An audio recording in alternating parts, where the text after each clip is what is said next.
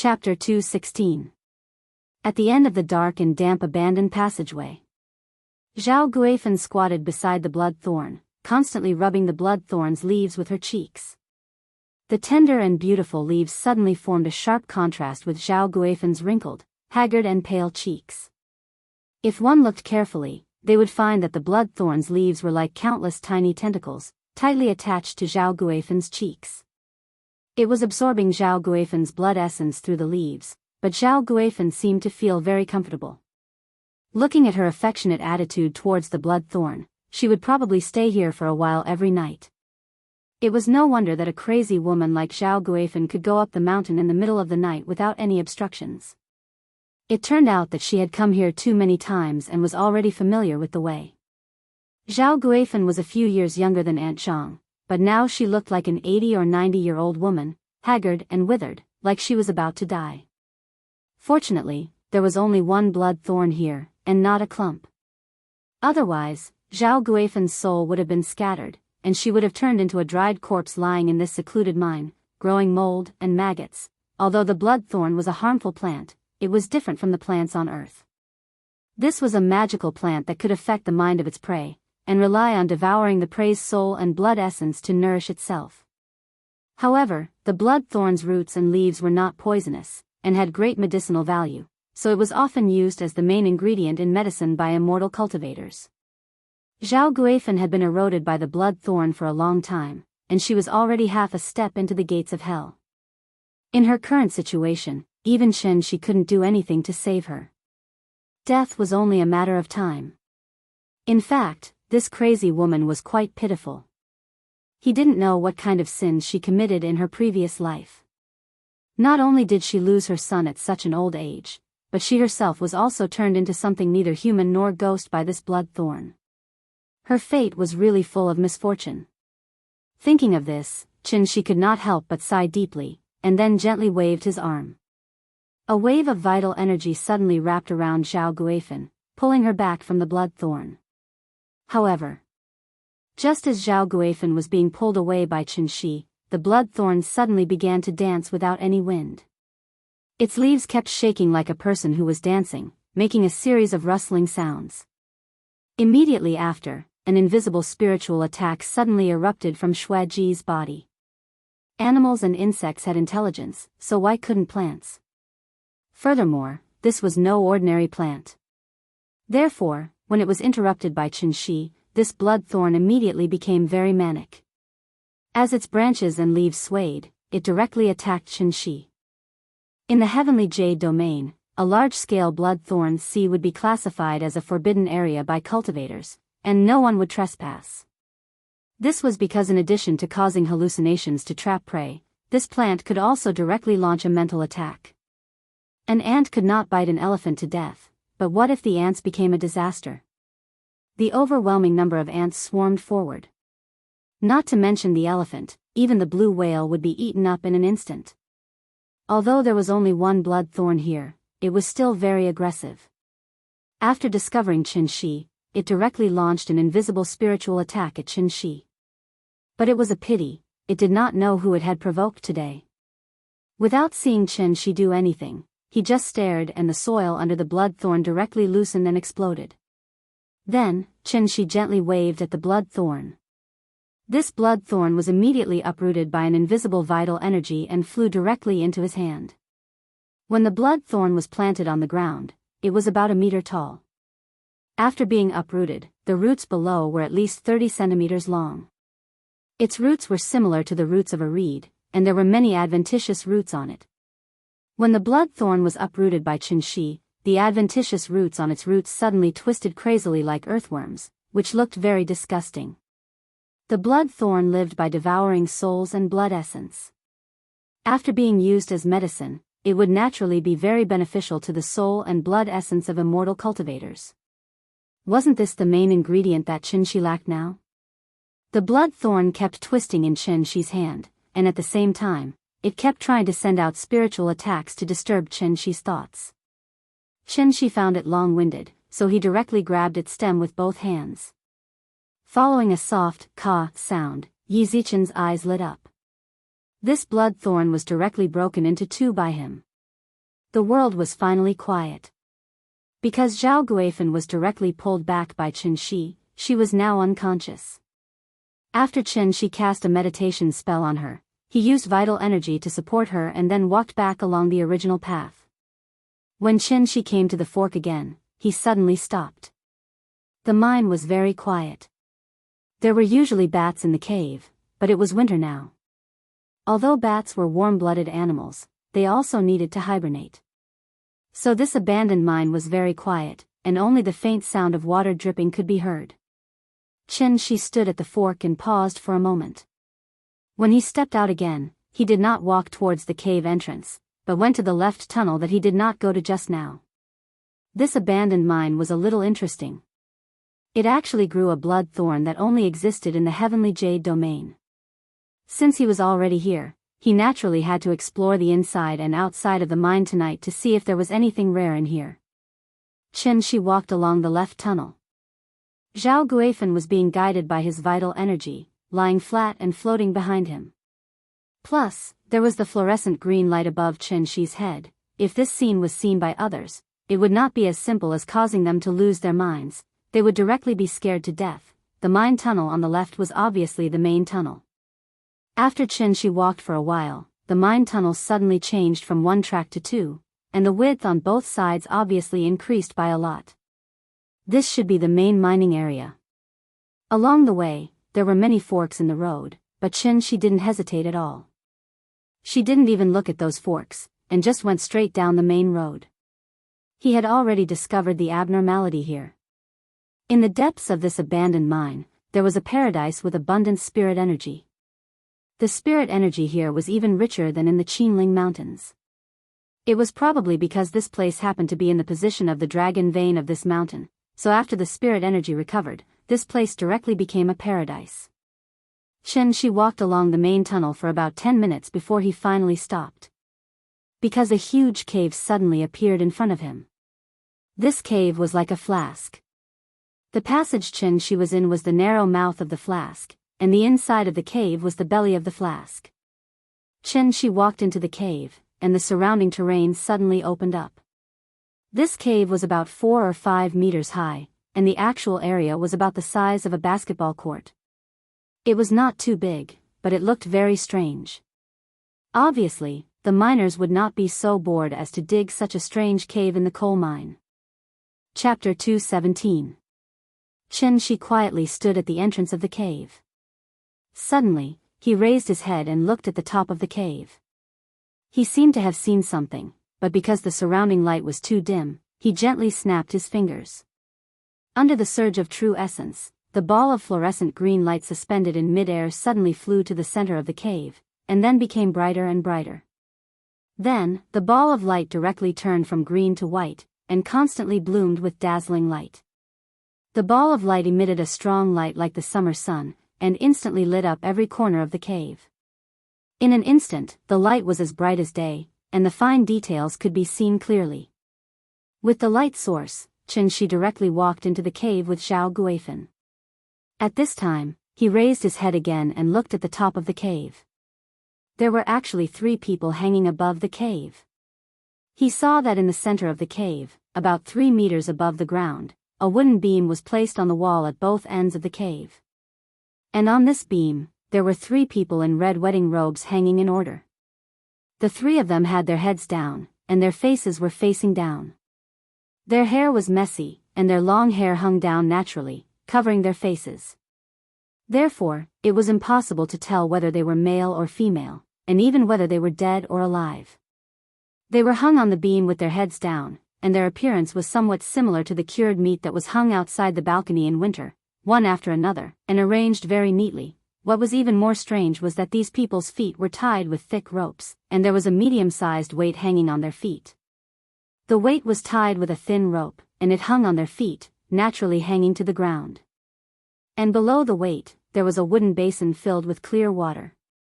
In addition, around the wooden basin, there were 3 small incense burners, and they were in a tripartite formation, surrounding the basin in the middle. Each of the small incense burners had a red incense candle inserted into it. The incense candles were already lit, and a light breeze blew, and the candle flame was constantly dancing with the breeze. In the deepest part of the abandoned coal mine, such a strange scene actually appeared, and it was really a bit shocking. She silently sized up the layout of the cave, then put Zhao Guifan down on the sidewalk outside the cave, and slowly walked into the depths of the cave. The beam was made of wood, the weight was made of gold, the clear water was made of water, the candle was made of fire, and the surrounding area was made of earth. Since it was an arrangement of the 5 elements, he could calculate the time. This year was the year of Wushu, the 2nd month of the lunar year was the 1st month of the lunar year, and the 8th day of the lunar year was the 1st day of the lunar year. Wushu is yang, Jian is yang, Bingshu is yang. Yang year, yang month, yang day. Once the sun rose, it would be 1/4 noon, which was also the legendary time of the sun. It was clearly a sunny day, but She found such a sinister and evil arrangement in this gloomy and abandoned mine. Now that was interesting. She swaggered into the depths of the cave. At this moment, the person who had been sitting cross-legged on the ground slowly opened his eyes when he heard his footsteps. Yes, there was a person in the cave. That person was sitting cross-legged on the futon below the 3 people in red. He was about 40 years old, wearing a black robe, with a cold face, and a bun on the top of his head. This dressing was somewhat like a priest in a Taoist temple. He didn't open his eyes when She lit up the cave. Until She walked directly into the cave without even saying hello, the person finally couldn't help but open his eyes. After opening his eyes, he first looked up at the light ball suspended above the cave, then looked at Shi and asked, "Mister, why are you here so late at night?" Hearing this, Shi asked with interest, "Are you an alchemist?" "No, I'm a warlock." "Warlock?" Seeing Shi's puzzled look, the person couldn't help but look at him a few more times, then asked curiously, "You don't know about warlocks?" "I really don't know, I wonder if Mister can explain it to me." Alchemist, warlock, and sorcerer. Since Qin Shi Huang killed the alchemists, the theory of yin and yang disasters arose in Western Han. Because of the different ideas, the sorcerer was divided into 2 factions, alchemist and warlock. I'm the successor of the warlock. Alchemist? Warlock? Shi pondered for a moment, then asked again, "What's the difference between the 2? However, when the person heard Shi's question, it was as if he had heard a joke. He couldn't help but shake his head and laugh. In terms of origin, there's no difference between the 2. The reason why there are 2 different factions, alchemist and warlock, is just because those hypocrites insist on the distinction between good and evil. What is good? What is evil? Alchemists are good, warlocks are evil. This is the difference between alchemists and warlocks. Hearing this, Shi couldn't help but glance at the layout of the cave. His heart suddenly had the most intuitive understanding of the warlock. Even cultivation had to use such evil methods. No wonder the world said that warlocks were evil. This really wasn't slandering them. "Thank you, mister, for your explanation, but I still have a question to ask." "Please ask." It was just the first time they met, but the 2 of them were like old friends, asking and answering questions. It was really a bit magical. "I want to ask, why did Mister arrange this?" She said while pointing at the 3 red-clothed people hanging on the beam. Hearing this, that person glanced at the blood-thorn grass in Shi's hand with deep meaning. Then, he suddenly laughed out loud. He seemed to be very proud of his masterpiece. After raising his head to look at the 3 red-clothed people above him, that person proudly introduced to Shi, "This is a cultivation method that I have spent several decades of effort to create. I have combined many inheritances in the world and went through untold hardships to create. I have named it 5 Elements Soul Refining Technique. The red-clothed soul locks, the weight drops the soul, 1 foot above the ground, the soul can't escape with the earth, so the soul stays. The soul guide needle opens the Niwen palace, leads the soul out of the body, hangs on the beam, and hooks the soul with wood. The water and fire array is placed below the feet, the water melts the soul, the fire tempers the soul, so it can remove the impurities of the soul. 1 out of 10, only 1 part of the essence will be drawn into the body. After the essence enters the body, you must immediately enter a meditative state, using the essence as a guide to circulate 36 small cycles. When the essence is exhausted, you will circulate 18 large cycles. The external essence will guide your own essence. After completing the cycle, you will not leave each other, touching the heavenly acupoints to open the jade door. If the jade door is opened, it means that you have successfully condensed your essence, and you have stepped onto the path of immortality. After the man explained the layout of the cave, he looked at Qin with a smile that wasn't a smile and said, "I've been thinking about this set of techniques for many years, but I haven't been able to perfect it, until last year, when I accidentally found this mysterious plant. I finally understood the crux of it, and perfected this 5-element soul refining technique." As he spoke, he pointed at the blood thorn in Qin's hand. The expression on his face became playful. However, Qin didn't have the self-awareness of a thief. He picked up the blood thorn and casually glanced at it, then nodded and smiled. "Although this blood thorn can steal souls, it is only a plant. I didn't expect you to be able to comprehend the truth of cultivation from it. It is truly admirable. Zhang Sanfeng is probably not much better than this." Qin wasn't lying. This person was born on a planet like Earth, but he was able to rely on his own exploration to find the threshold of cultivation. If this kind of talent was placed in the heavenly jade world, there was no way to imagine what he would achieve now. Chapter 218. Immortals believe in it, but not in it. Go has no golden bones, not listed on the pill platform. Disciples pass on the fasting method, pill burning scripture.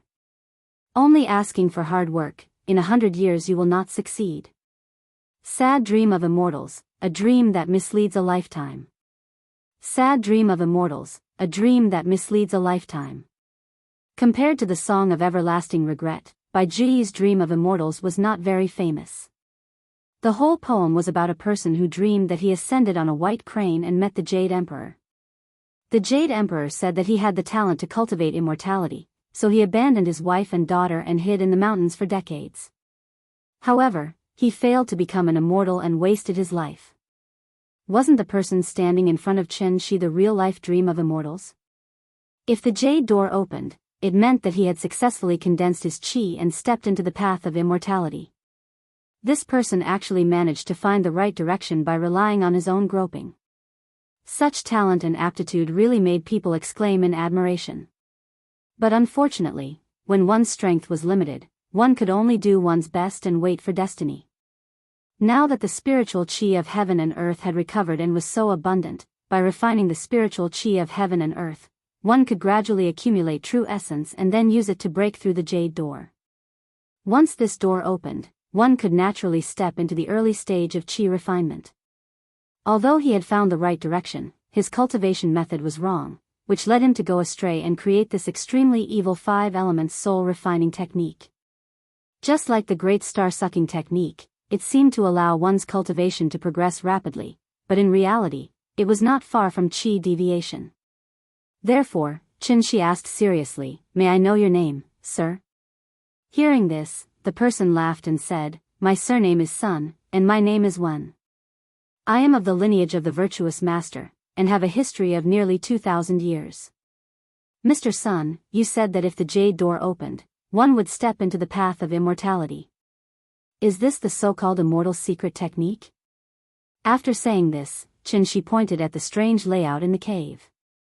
He had a half-smile on his face. It looked like he was asking for guidance, but in fact, he was questioning. As expected, when Sun Wen heard Qin's question, his expression suddenly froze. But then, he suddenly laughed even louder than before. "Fellow Taoist, that's a good question. This old man has been searching for the Tao of immortality for more than 60 years. It was only a few years ago that I finally figured it out. Actually, there are no immortals in this world." "No immortals? Then why did you say you stepped onto the immortal Tao? Everyone says that one can ascend to immortality as soon as the heavenly gate is opened. Then I would like to ask, in the past 100 years, has anyone ascended to immortality? Successfully flew into the gate of heaven? I'm afraid they haven't even seen the shadow of the heavenly gate. They worship ancient books all day long as if they're their ancestors. Can they become immortals just like that?" Hearing this, Qin looked at Sun Wen thoughtfully and didn't say anything. When Sun Wen saw his expression, he immediately smiled proudly and said, "In fact, as far as this old man knows, this celestial being is not the end, but the starting point. As soon as these words were spoken, they resounded throughout the cave like the sound of metal being thrown to the ground. The celestial being was not the end, but the starting point. In a sense, this statement was not wrong. The celestial being was almost above the foundation establishment stage and below the Jindan stage. They who had yet to condense a golden core could only be regarded as low-level cultivators. They had not touched the threshold of the immortal Tao at all. At this point, Sun Wen suddenly let out a burst of strange laughter as if he was mocking something. He said with a look of disdain, "Those people keep talking about Elysium all day long and count on Elysium for everything. They're completely putting the cart before the horse. The path of flowers has never been swept by a destined guest, but the gate of heaven has been opened for you from now on. It's not that one can only ascend to immortality after opening the gate of heaven, but that the gate of heaven will only be opened for you when one's cultivation has succeeded." Very insightful. Chen Shi nodded sincerely, expressing his agreement with Sun Wen's words. Sun Wen's point of view was completely different from the village's point of view. Clearly, there was still a lot of debate about the legend of the gate of heaven in this world. Chen Shi didn't say anything. After Sun Wen finished his last sentence, he suddenly closed his mouth and looked at him with a faint smile. The cave was strangely quiet. A gust of cold wind came from nowhere. When the wind blew, the three red-clothed people hanging on the beams suddenly started to sway. It looked like three red-clothed female ghosts were dancing in the cave. Chen Shi held the blood-thorn grass and stood casually not far from the cave entrance. Sun Wen looked at the bold young man in front of him with a half-smile. After a moment of silence, Chen Shi finally broke the silence. "I have another question to ask." "Please speak." "Sir, why are you telling me these things?" Hearing this, Sun Wen suddenly laughed and said, "This old man has been in seclusion for a long time, and it's been many years since I've chatted with someone like today." Speaking of this, Sun Wen's expression changed, and a fierce light appeared in his eyes. He said coldly, "You and I can be considered to be fated, but unfortunately, in addition to trespassing on my cave residence today, you also destroyed the immortal grass that I have painstakingly cultivated for many years.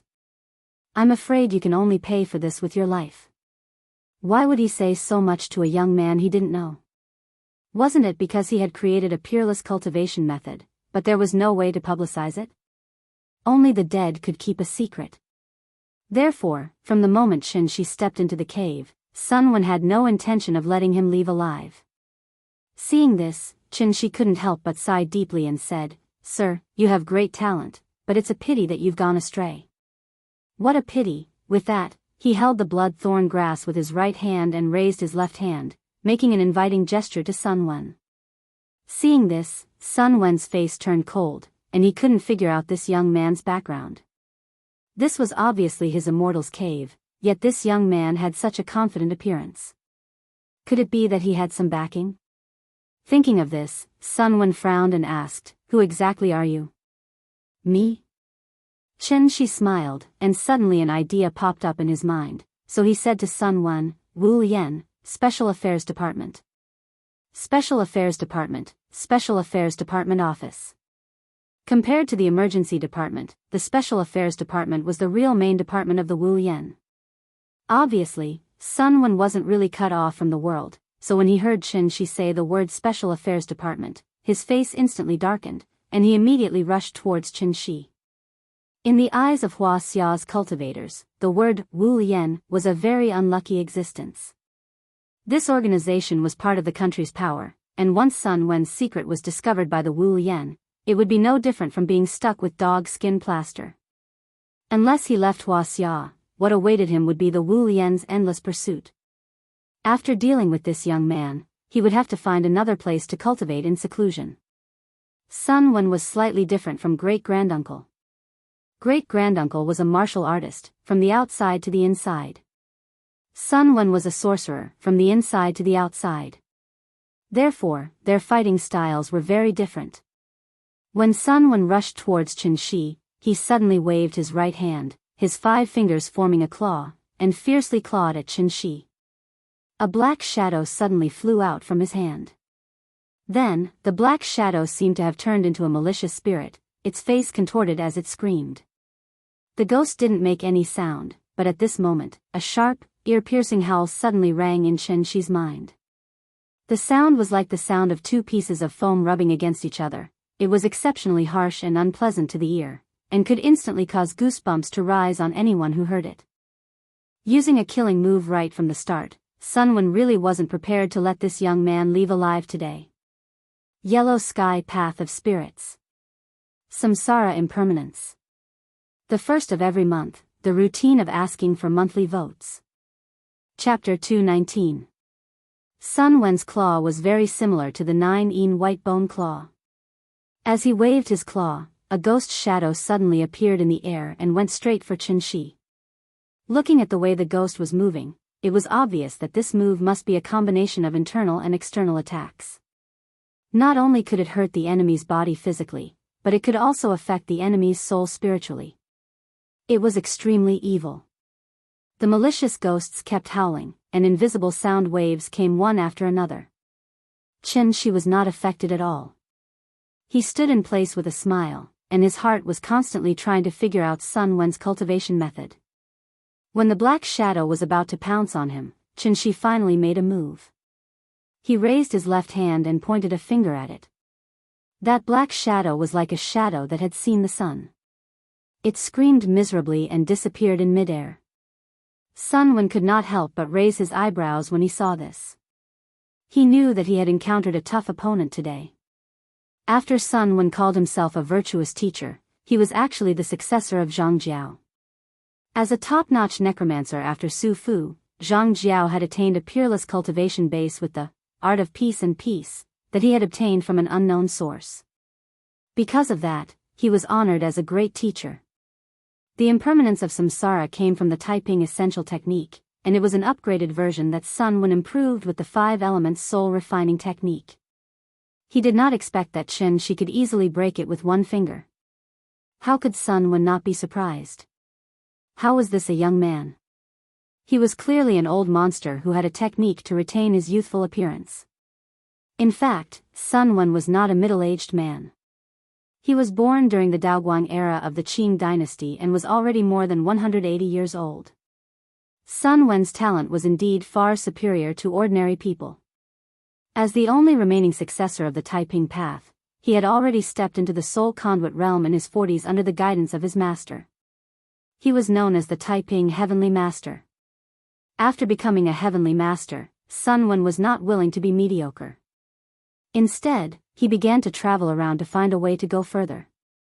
Sun Wen was different from great-granduncle. He did not believe that the Heavenly Gate could allow people to ascend.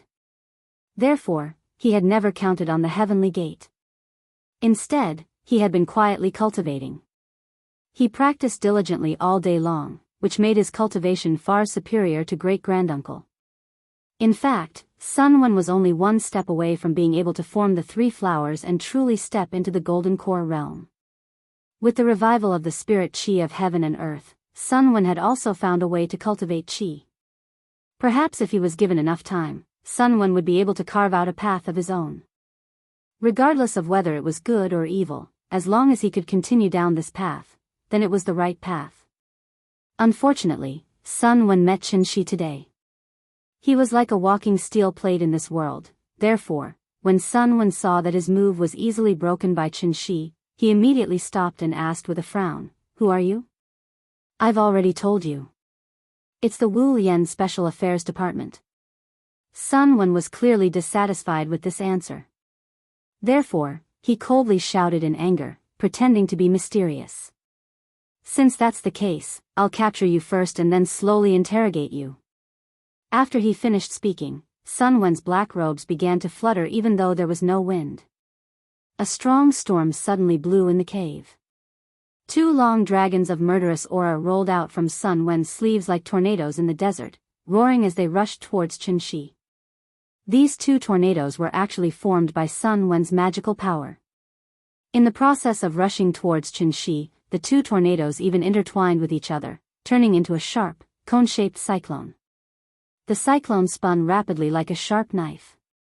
Like a high-speed drill, when the cyclone rushed towards Qin, it also tore a vacuum in the air. This move was monstrous, but when Qin saw it, he shook his head in disappointment. Compared to the improved version of the Samsara Impermanence, this move did not have any special features. It looked powerful, but in fact, it was the simplest way to use vital essence. It was just using brute force to break through all techniques. This was also a method that Qin often used. Perhaps he wanted to force Sun Wen to take out his trump card. So when the cyclone rushed towards him, Qin raised his left hand, like fishing in the water. He directly reached into the center of the cyclone, and then, he squeezed hard.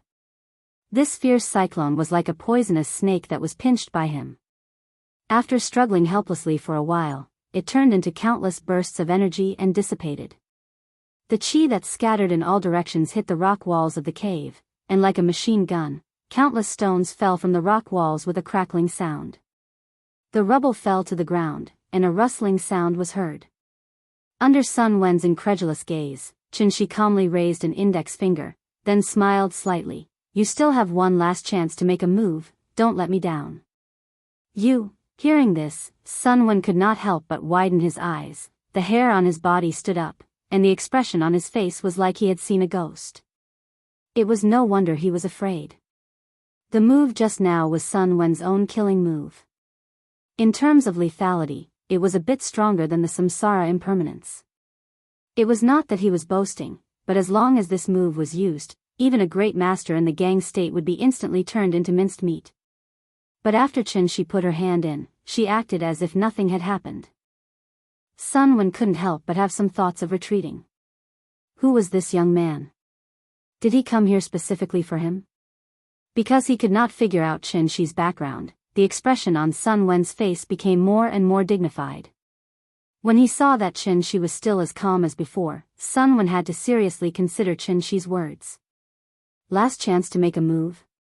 Thinking of this, Sun Wen could not help but look at Qin, as if he wanted to say something. But after hesitating for a moment, he just sighed deeply, and the expression on his face became quite complicated.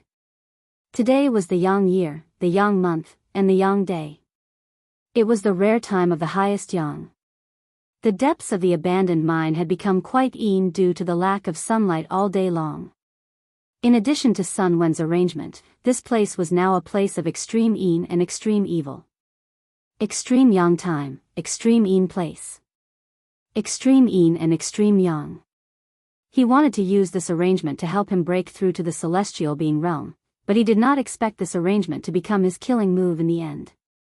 Thinking of this, Sun Wen could not help but clench his teeth. He suddenly put his hands together in front of his chest and directly made various seals. As he kept making seals, a yin and yang formation slowly condensed and formed in front of his chest. Seeing this, Qin was not anxious at all. He was now like a cat teasing a mouse.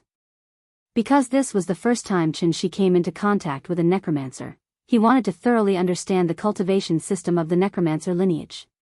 He only gave Sun Wen 3 chances to make a move. This was already the 3rd time. Sun Wen was a smart person, so naturally, he would not waste this opportunity. Therefore, when he began to focus and gather qi, the spiritual energy of heaven and earth in the vicinity suddenly shook violently. Sure enough, Sun Wen had comprehended the truth of heaven and earth and began to try to use the spiritual energy of heaven and earth to cooperate with his casting. Probably because it was his first time using this move, Sun Wen took a long time to prepare. Qin waited quietly. His curiosity was completely piqued by Sun Wen. He wanted to see what kind of amazing move a cultivation genius like Sun Wen would create. Because earth was different from heavenly spiral, perhaps he could learn something from it? Qin was looking forward to it. And Sun Wen did not disappoint him. When the yin and yang formation condensed in front of Sun Wen's chest, it immediately turned into a black and white yin and yang fish. Then, it began to slowly spin and flow. The yin and yang fish spun faster and faster. In the blink of an eye, the 2 yin and yang fish seemed to have completely merged into one, turning into a hazy gray that represented chaos. Black and white blended and returned to chaos. At this moment, Sun Wen suddenly let out a roar. Immediately after, blood began to ooze out of his eyes, nose, mouth, and ears. Bleeding from all orifices. Seeing this, Qinshi could not help but be stunned for a moment before he suddenly came back to his senses. Sun Wen was burning his blood essence. As expected. When Sun Wen began to burn his blood essence, the aura on his body suddenly rose and exploded. The yin and yang fish in front of his chest also completely turned into a gray ball of light because of the rapid rotation. Sun Wen let out another roar. His sleeves bulged like a dragon, and then he suddenly pushed the light ball outward. Then, the gray light ball suddenly carried an indescribable aura and directly pressed toward Qinshi. Yin-Yang Calamity Mountain River Seal. Destroy. Chapter 220.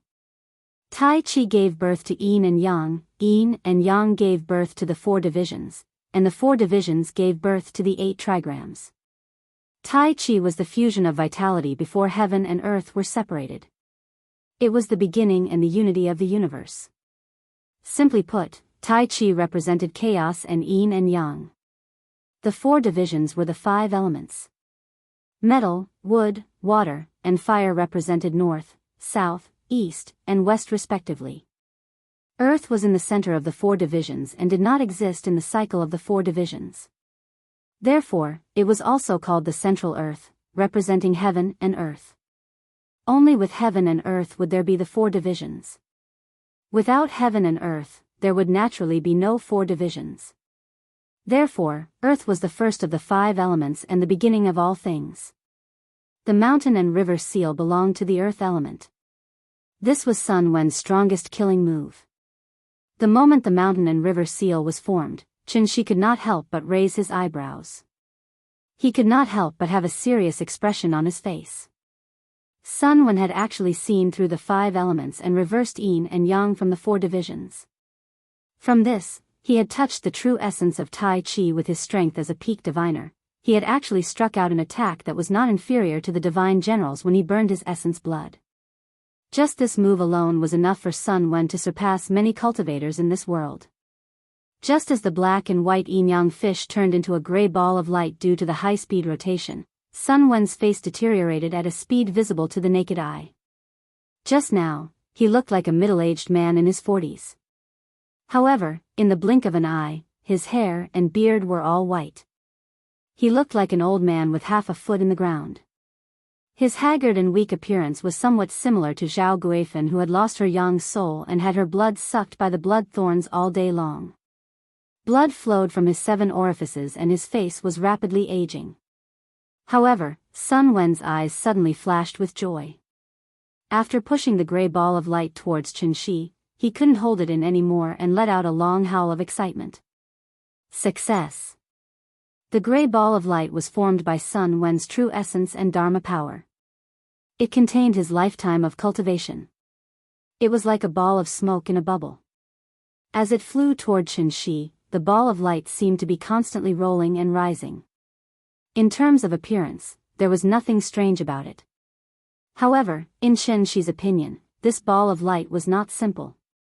Sun Wen did not disappoint him. Thus, Qinshi couldn't help but laugh. Earth element? You've come at the right time. Watch me use my lightning technique to break your earth element technique. The 5 elements mutually reinforce and counteract each other. Zhen represented thunder, and Sun represented wind.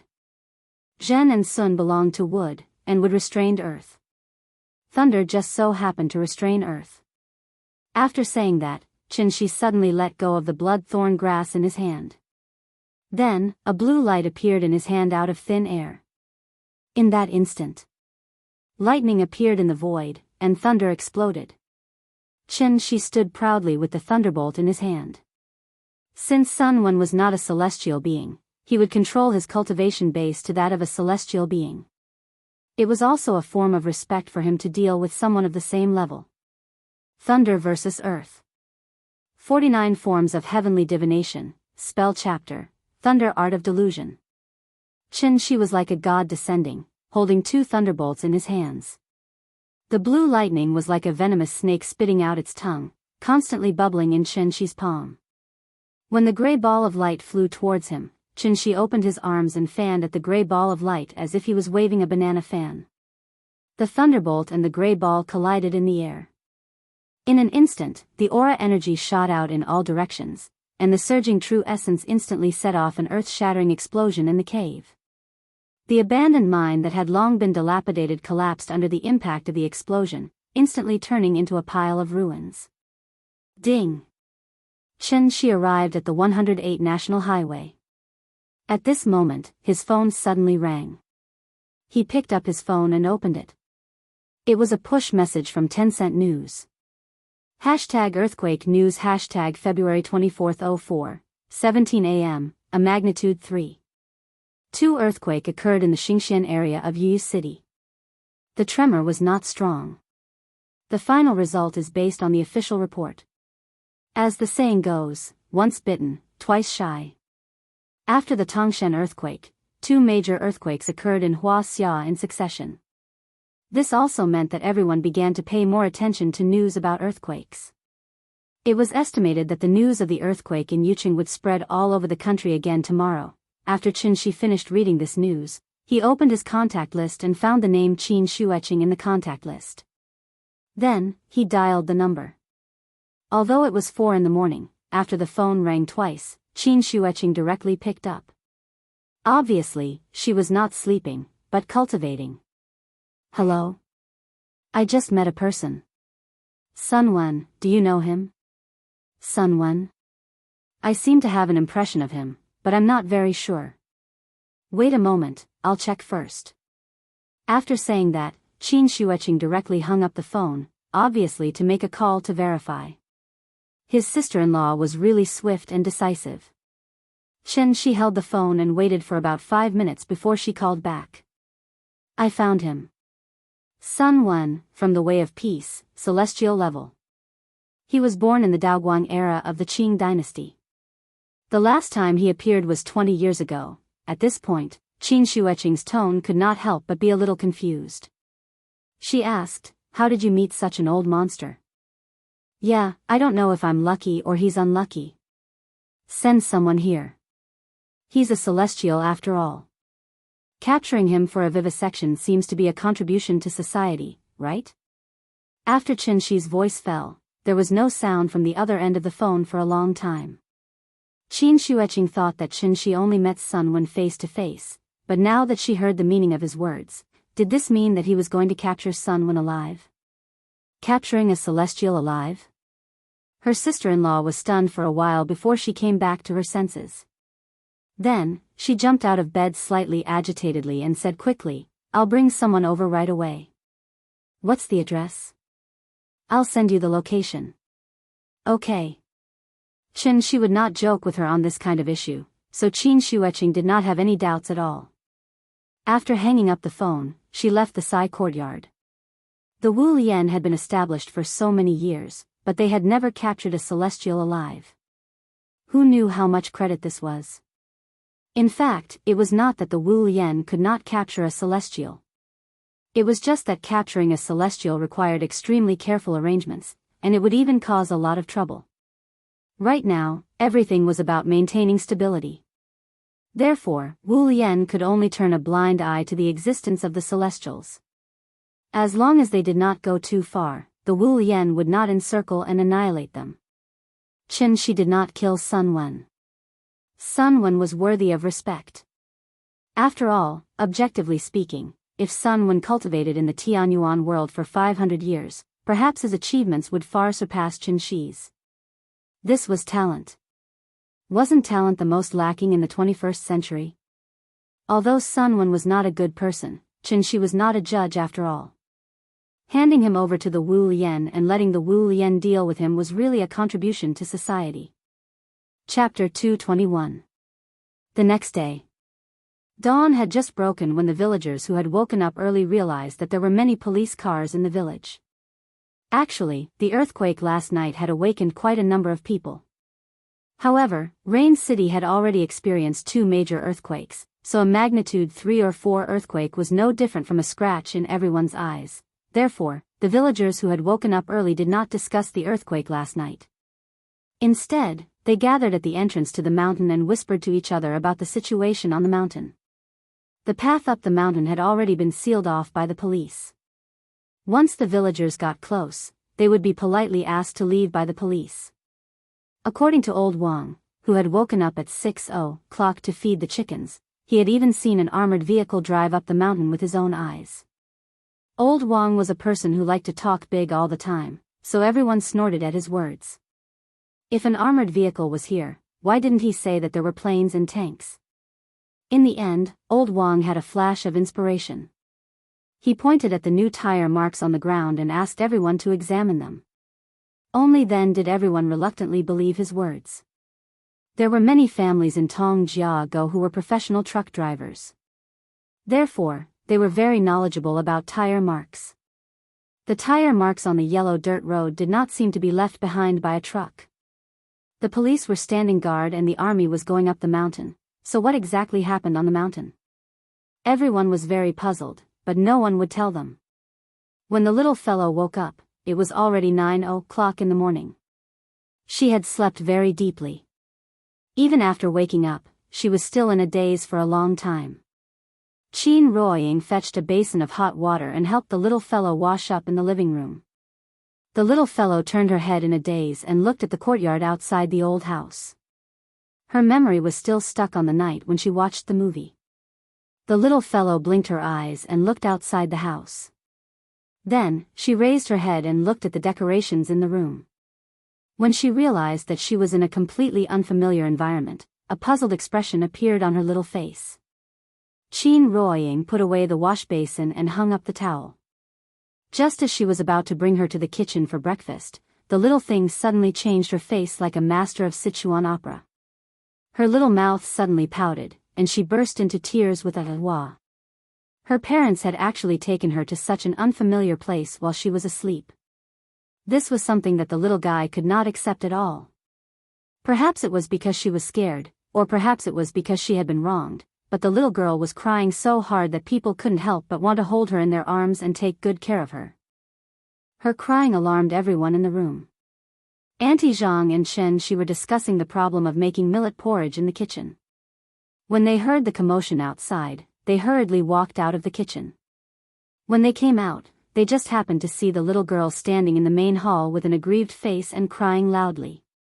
Qin Ruoying wanted to hug her, but she pushed her away with a pout. In the end, Auntie Zhang had to coax her. After telling her that this was her hometown, the little girl finally stopped crying. However, she was still unwilling to let Chen Shi and Qin Ruoying get close to her. Seeing this, the couple could only look at each other helplessly and smile. From the looks of it, they would have to coax her for a long time before she would forgive them. After breakfast, the family walked out of the house and prepared to see the situation outside. The army going up the mountain and the police standing guard was a big deal. Some of the villagers who liked to watch didn't even bother to eat their breakfast properly. They squatted by the roadside with a bowl of noodles and ate while going up the mountain. Xing County was not big, and there were only a few people in the County Public Security Bureau. These young men in police uniforms were very impressive, but in reality, they might be someone's nephew. The police were also people. Although they knew that they had to keep it a secret, they really couldn't stand the continuous questioning. Thus, some of the ignorant youngsters secretly revealed some of the things that had happened on the mountain. It was said that the abandoned coal mine on the mountain was the source of the earthquake. After the earthquake, the Geological Survey Bureau found a rare mineral underneath. This kind of mineral was very rare in the world. It was said that it could be used to make an atomic bomb. Therefore, when Shangjing received the news, they immediately asked the County Public Security Bureau to cooperate with the armed police to guard the mine. The experts from Shangjing also flew over that night and were now exploring the mine. When did the people in the small mountain village hear such a mysterious story? Therefore, the whole village, men and women, old and young, gathered in front of the small road up the mountain. They all wanted to see what the mineral that could be used to make an atomic bomb looked like. If they could see the mineral with their own eyes, then they could boast to others in the future that the material to make an atomic bomb was dug out from their village. Chen Shi stood outside the crowd with the wronged little girl in his arms. After hearing the simple explanation of the situation, he was slightly speechless and laughed. Wu Lian was really amazing. In such a short time, he actually came up with such a decent excuse. Wu Lian probably did this kind of thing on a daily basis. After all, there were always a lot of things in this world that ordinary people could not achieve. They didn't even have the right to know. Most of the villagers were waiting at the intersection to see the atomic bomb. Chen Shi looked at the little girl for a while. After seeing that the little girl was still unhappy, he was ready to take her to dig winter bamboo shoots again. But just as Chen Shi and his family were about to leave, a saber-toothed tiger police armored vehicle suddenly drove down from the mountain. Seeing this, the villagers immediately let out a burst of enthusiastic cheers. The car was a special bulletproof car modified by a Ford Raptor. It was nearly 7 meters long, more than 3 meters tall, and weighed 6 tons. Its appearance was also very handsome. And behind this car, there were 3 warriors, which were real military off-road vehicles. The 4 cars slowly drove down from the mountain. Under the command of the police, the villagers retreated to the sides and made way for the cars. Chen Shi and his family stood on the 108 National Highway.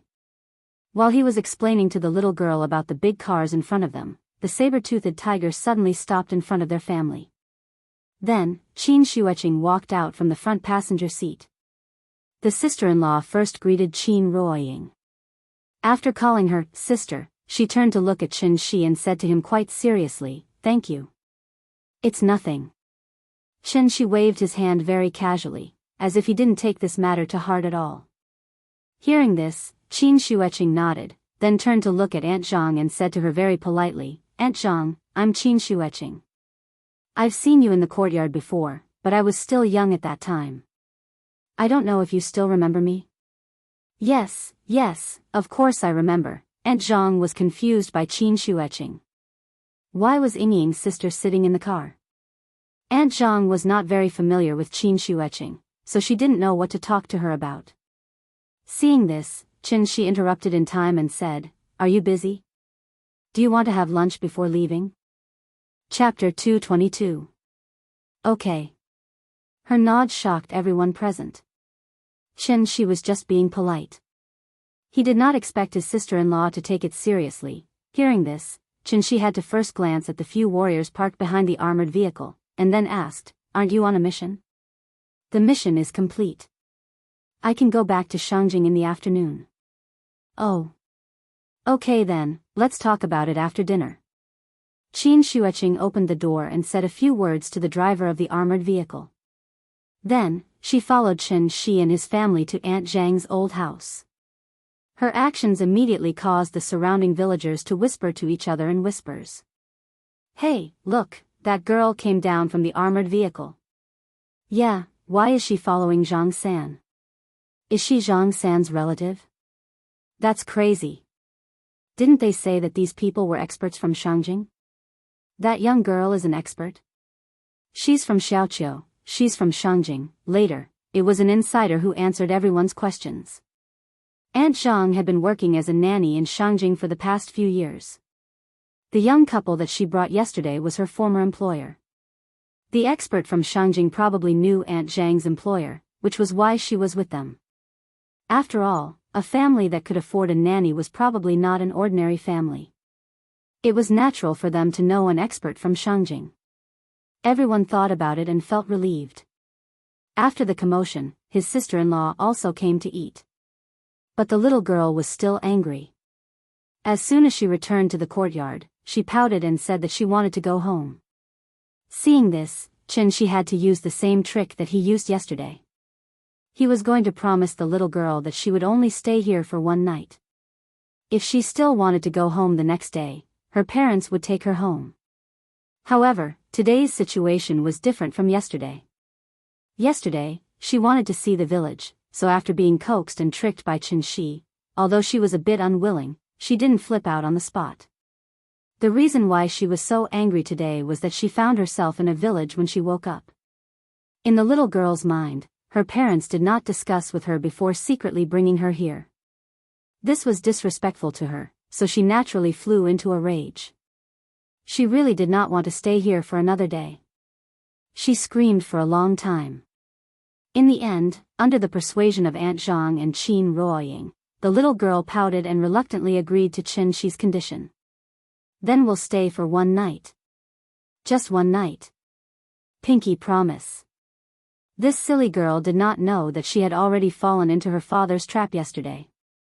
So, Qin Shi brought her to the bamboo forest to dig winter bamboo shoots. This time, there was no Zhao Guifan, so the little girl's digging very happily. When she heard that Qin Shi was going to use the winter bamboo shoots she dug out for lunch, the little thing was so happy that she couldn't close her mouth, and her hands and feet couldn't help but become much more nimble. It was a new experience for the little guy to eat the vegetables he picked with his own hands. Why were farmhouse dishes delicious? Wasn't it because she could just pick whatever she wanted to eat from the fields? Fresh ingredients were the prerequisite for cooking food. Not sure if it was a psychological effect, but today's bamboo forest did not seem as gloomy as yesterday. The sun was shining brightly in the sky. The bright sunlight shone on top of the bamboo forest, making the bamboo forest lush green, making people feel a trace of spring. The blood thorn was hung on the wall by Qin Shi. It was red and it formed a sharp contrast with the golden corn skewers next to it. In the village, everyone liked to hang chili and corn outside the house.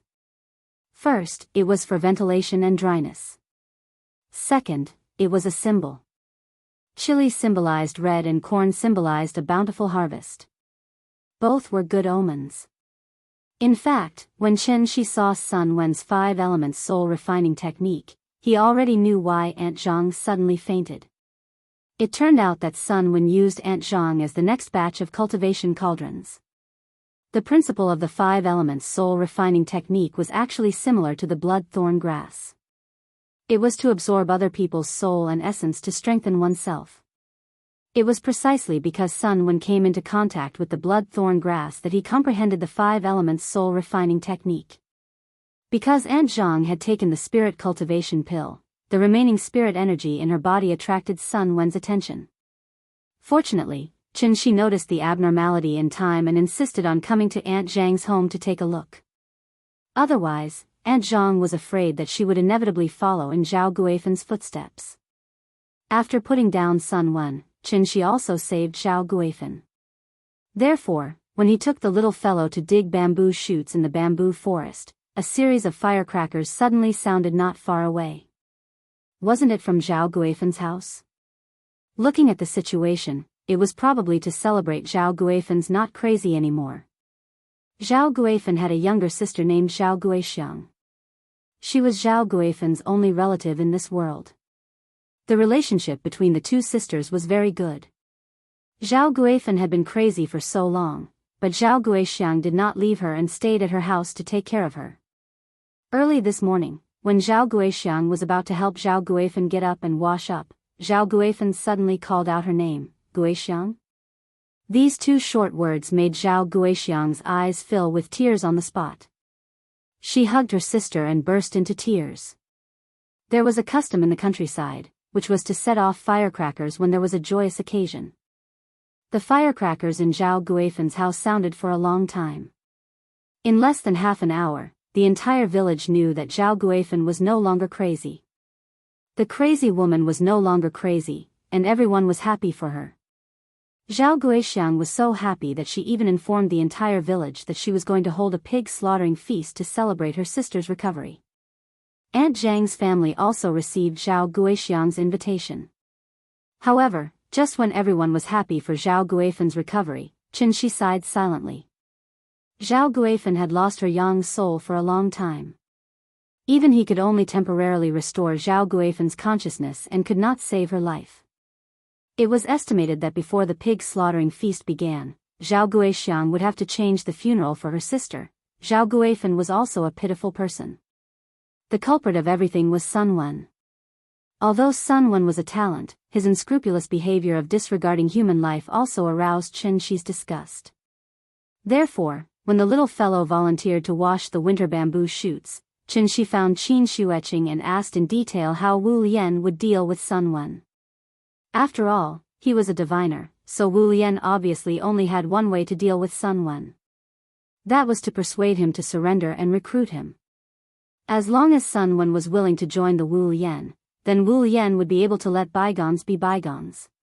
This also made Chen Shi very dissatisfied. He thought that Wu Lian would dissect Sun Wen for research, but he did not expect to get this result. Chapter 223. How to deal with Sun Wen had become a problem. It would be a pity to kill him, but it would be difficult to resolve the hatred in his heart if he didn't kill him. Using living people to cultivate and turning them into idiots was an evil art that went against the harmony of the heavens. He would definitely suffer retribution. Chen Shi was probably Sun Wen's savior. Since that was the case, Chen Shi could only enforce justice on behalf of the heavens and let Sun Wen experience Zhao Guifen's pain. Thus, Chen Shi specially refined a pill for Sun Wen. For this reason, he even used a bit of blood-thorn grass. It could be said that wool comes from a sheep's back. Heart-devouring ants. However, they weren't ants. They were a type of pill, or rather, poison. When someone consumed this pill, they would feel as if their entire body was being bitten by fire ants every half an hour. The heart-wrenching pain didn't come from the body, but from the soul.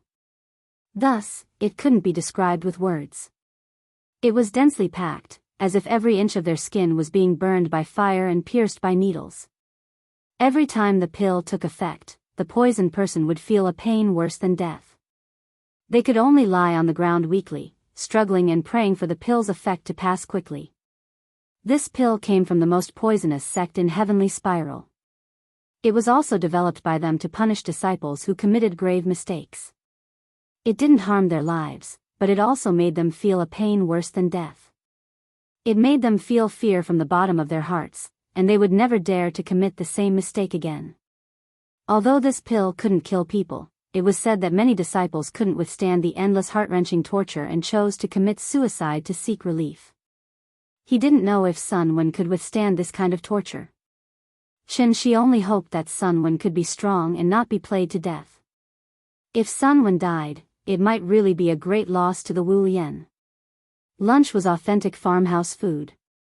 Because Auntie Zhang's house didn't have any natural gas or induction cookers, the old house naturally used a firewood stove. Perhaps it was a psychological effect, but the food made from the firewood stove seemed to be exceptionally fragrant. The little fellow sniffed and picked up a piece of bamboo shoot. After tasting it, she immediately pointed at the plate of bamboo shoots fried with meat and laughed happily. "I dug this. Good, good, good. Let's see what you're capable of. Come, eat more." Auntie Zhang smiled and patted her little head. After giving her a piece of lean meat, she gestured for her to sit properly. It had been a long time since the old house had been so lively. Aunt Zhang's family of 3, Little Bean's family of 3, Chen Shi's family of 3, and Qin Shueching's family of 3, this meal was really lively. The table was filled with authentic farmhouse dishes. The little girl giggled as she ate. She seemed to have completely forgotten that she was insisting on going home just a moment ago. In fact, not only were the vegetables delicious, even the rice was exceptionally delicious. This was because Auntie Zhang's cooking utensils were not electric cookers, but retorts. It was the 21st century. Every household used an electric cooker to cook rice, so many people didn't even know what a retorter was. In the past, a wooden bucket was used to cook rice, and that bucket was called a retorter. The rice steamed with a retorter was called retorted rice, and the taste was completely different from the rice steamed in an electric cooker. Steaming rice in an electric cooker was very simple. Put an appropriate amount of rice and water in it, cover it with a lid, and wait for the meal. But retorted rice was different. Before the electric cooker was popularized, steaming rice was actually a very troublesome thing. It also required a certain amount of experience and skill. Otherwise, if one was careless, the steamed rice would be half-cooked, or the steamed rice would be extremely hard with no moisture at all. Many people felt that retorted rice was hard, but in fact, this was because the steamed rice was not good enough. They didn't steam the rice with the right amount of softness and richness. Now, generally, only restaurants used retorts to cook rice. This was the first time the little fellow had eaten this kind of rice, so naturally, she felt that the rice was exceptionally fragrant. After lunch, the sister-in-law left with the Yida bottle that Chen Shi gave her. The toxicity of the heart-eating ant would attack every half an hour, and each attack lasted about 5 minutes. The Yita bottle contained the antidote, and one pill could suppress the toxicity for a day. The toxicity of this antidote was so strong that once it took effect, it could do nothing but lie on the ground and struggle. Wu Lian still counted on Sun Wen to do things, so Qinshi naturally had to give him an antidote to suppress the toxicity. Letting Sun Wen earn the antidote through good performance was like giving a sweet date after a slap. This was the highest level of controlling people. Sun Wen's problem was solved, but the little fellow's problem was not. Although she was still smiling when eating, if she didn't find anything fun in the afternoon, she would probably curse at night. Qinshi pondered for a moment, and after saying goodbye to Qin Ruoying, he took the little fellow to the river. It was still very cold in the valley at the beginning of spring. The little girl was wearing a thick down jacket and a cotton cap. She was wrapped up tightly, only revealing a small pink face. As soon as she arrived at the valley, she stepped on the big stones and skipped to the river. Then, she squatted on the stone and carefully reached out to touch the cold river water. She had never been to the river before, so of course, she was very excited. February was the best time to fish because the water temperature gradually rose at this time, and the fish would begin to move to the shallow water area on the shore. The temperature in the shallow water area rose faster under the sun, and a large number of shrimp, water insects, and plankton gathered there, which also provided a lot of food for the fish. Therefore, there would be groups of fish coming to the shallow water to warm themselves, forage for food, and even prepare for laying eggs in the future. When there were so many fish, it was naturally easy to fish. Fishing in the countryside was not so particular. A thin bamboo pole, a piece of fishing line, and a hook were enough. As for the bait, he just needed to go to the edge of the field and turn over a few stones. The little fellow was still young, so she didn't feel that the earthworms under the stones were disgusting. After Qinshi caught more than 10 earthworms and put them into the plastic bag, she followed her father and took one out of the soil under the stones, and then carefully studied it in her hand. Qinshi looked at her curious appearance and couldn't help but smile and pat her little head. After letting the little fellow put the earthworm into the bag, the father and daughter found a shallow water area on the river bank that faced the sun. The sun in early spring was very bright, and the warm sun shone on the body. The river breeze blew, making people feel refreshed. The little fellow sat on a big stone by the river. Before she started to fish, she was already happily waving the bamboo pole and giggling. After Qinshi put the fishing line on her bamboo pole and hung the earthworm, the little fellow followed her father's example and threw the hook into the river under the stone. As the saying goes, Jiang Taigong fishing, those who are willing to take the bait. The crucian carp in early spring was very easy to catch. In addition, Qinshi used his Xinshi to drive the nearby fish over, so not long after the little fellow threw the bait, she felt a sudden pulling force on the fishing rod.